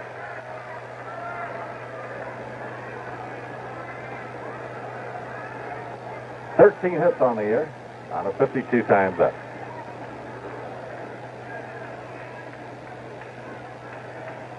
Perry looks down to take the sign. Reese isn't going to hold with a runner. The Twins are leading 4-0. Here's the stretch by Jim. He delivers to Renew, and it's swung on a loop right in the shallow right center field. And Quillisi one-hands the ball in shallow right center, and the game is over. Nice grab by Frank out there to retire the side. So in the ninth inning for Seattle, no runs, 1 hit, no errors, and 1 man is left on. So the Twins coming in here, dropping the first 2 games, get a split in the 4-game series, and to tell us how it was done, here's Aldi. Well, thank you, Herb. And how about this, ladies and gentlemen? 11 consecutive scoreless innings for Jimbo Perry, and the Twins have broken even in the series. You can't call this a doubleheader today, technically. They won the extenuation of last night's tie game, and they're sure of gaining at least a full game on Oakland and 2 games if California should win the second game. The Angels did win the first. And the summary in this game: Seattle, no runs, 9 hits, 2 errors. Minnesota, 4 runs, 6 hits, and no errors. Jim Perry going the distance, and the losing pitcher, John Gellner, who started for the Pilots in the first game. The winning pitcher was Jim Perry. How about that, folks? And he came in, and the losing pitcher was John Gellner. How about that? One pitcher wins 2, and the other loses 2. Well, folks, we'll see you Thursday night. Let's see, is that a 7:30 game, Herb? You have this 7:45, I believe, yes. So we'll see you this time. You're getting the break on the time. We'll see you at 6:40 Thursday night from Big Municipal Stadium in Cleveland, Ohio. Your announcers have been Merle Harmon, Herb Carneal. Yours truly, Halsey Hall, the producer, By Napier. And the final scores, you can count the crowd today, 8,287. Last night for that game, it was 12,069. The final scores in 16 innings, Minnesota 11, Seattle 7.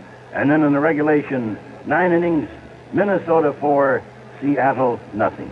Dankeschön.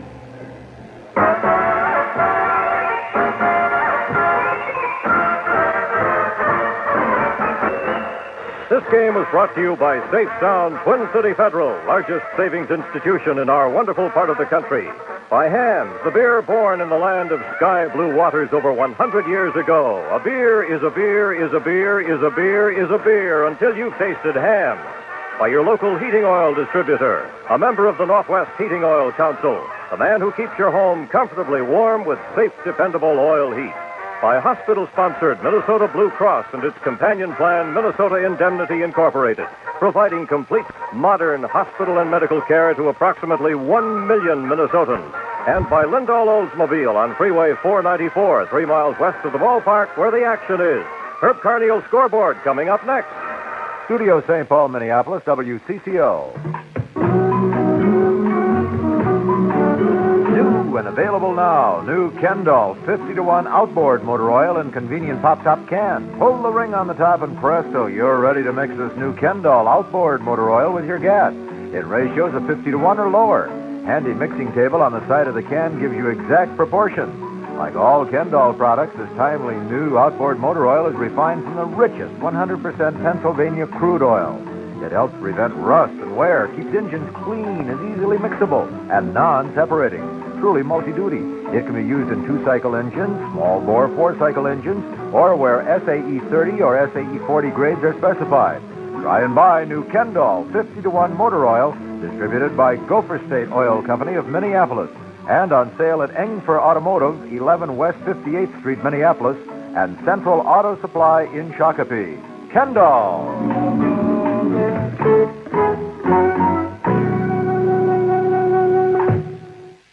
79 degrees in the Twin Cities.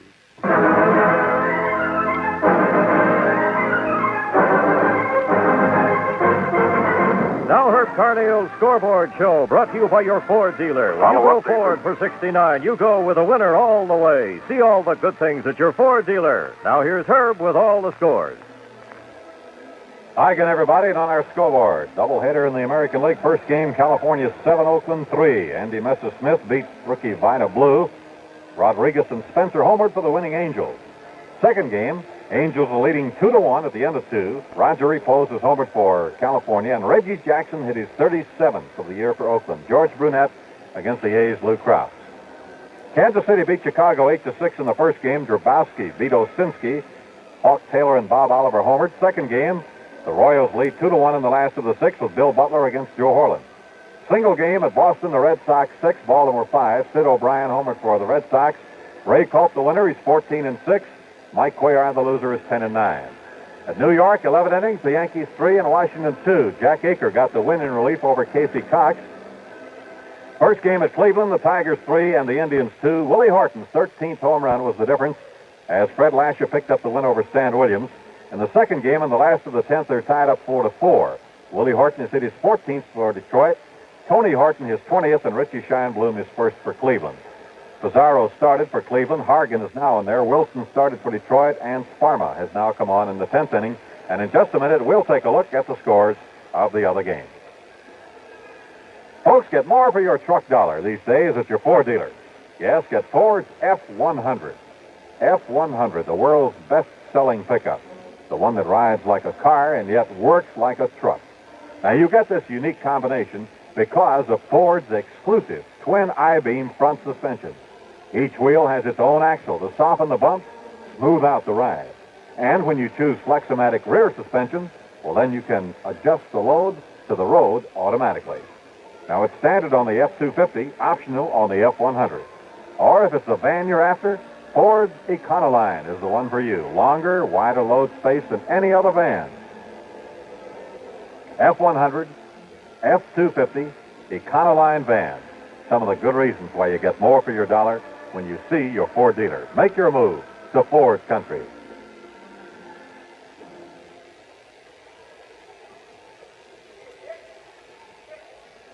Well, let's see here in the National League. The Cubs swept the Phillies at Philadelphia 1-0. Ferguson Jenkins, a 7-hitter, 13-7 his record. Jackson lost a 3-hitter. He's 9-10. Cubs took the second on 6-4 on a 4-hitter by Dick Selma. He's 10-4, beat rookie Billy Champion. Ron Fano hit his 20th homer. Meantime, at Montreal, the Expos beat the Mets 3-2 in the first game on homers by Mac Jones, Ed Bailey, and Bobby Wine, all in the fourth inning. Gary Wasilewski beat Gary Gentry in that one. And in the second game, the Mets have taken a 4-3 lead in the 10th inning now. Mets leading 4-3. Jack DeLauro is in there now for the Mets. Coco LeBoy hit his 13th home run for Montreal. San Francisco beat the Dodgers 7-3 at San Francisco today as Gaylord Perry hit his first home run of the year and Willie McCovey his 30th. Perry the winner, 12-7, and Osteen the loser, 12-8. In Atlanta, the Braves beat San Diego 10-0 on a 6-hitter by Pat Jarvis. He's 8-7, beating Clay Kirby. St. Louis at Pittsburgh was rained out, and Houston at Cincinnati rained out of a doubleheader. Incidentally, Atlanta now has moved into first place in the Western Division of the National League, a game ahead of the Dodgers and the Giants. And out here at 6 Seattle Stadium today, the Twins winning that suspended game, and they scored 4 runs in the 18th inning to win the first game 11-7 as Jim Perry got the win over Johnny Gelnar, and then Jim came back to shut out the Pilots 4-0 on a 9-hitter in the second game. Cesar Tovar hit his 3rd home run, and George Mitterwald his 4th, as the Twins won it with 4 runs, 6 hits, no errors, 3 left, and the Pilots had no runs, 9 hits, 2 errors, and they stranded 8. Perry the winner, so he picked up wins in the suspended game and in the regular game, and now has won 11 and lost 4. That's his 20th lifetime shutout, by the way, and the loss charged again to Johnny Gelnar, who was the losing pitcher in both games. He's 2-7. Boughton, O'Donohue, and Talbot in relief. Now, aside from the players, will be in the All-Star game Tuesday. The Twins will take a little respite and swing back into action next Thursday night at Cleveland.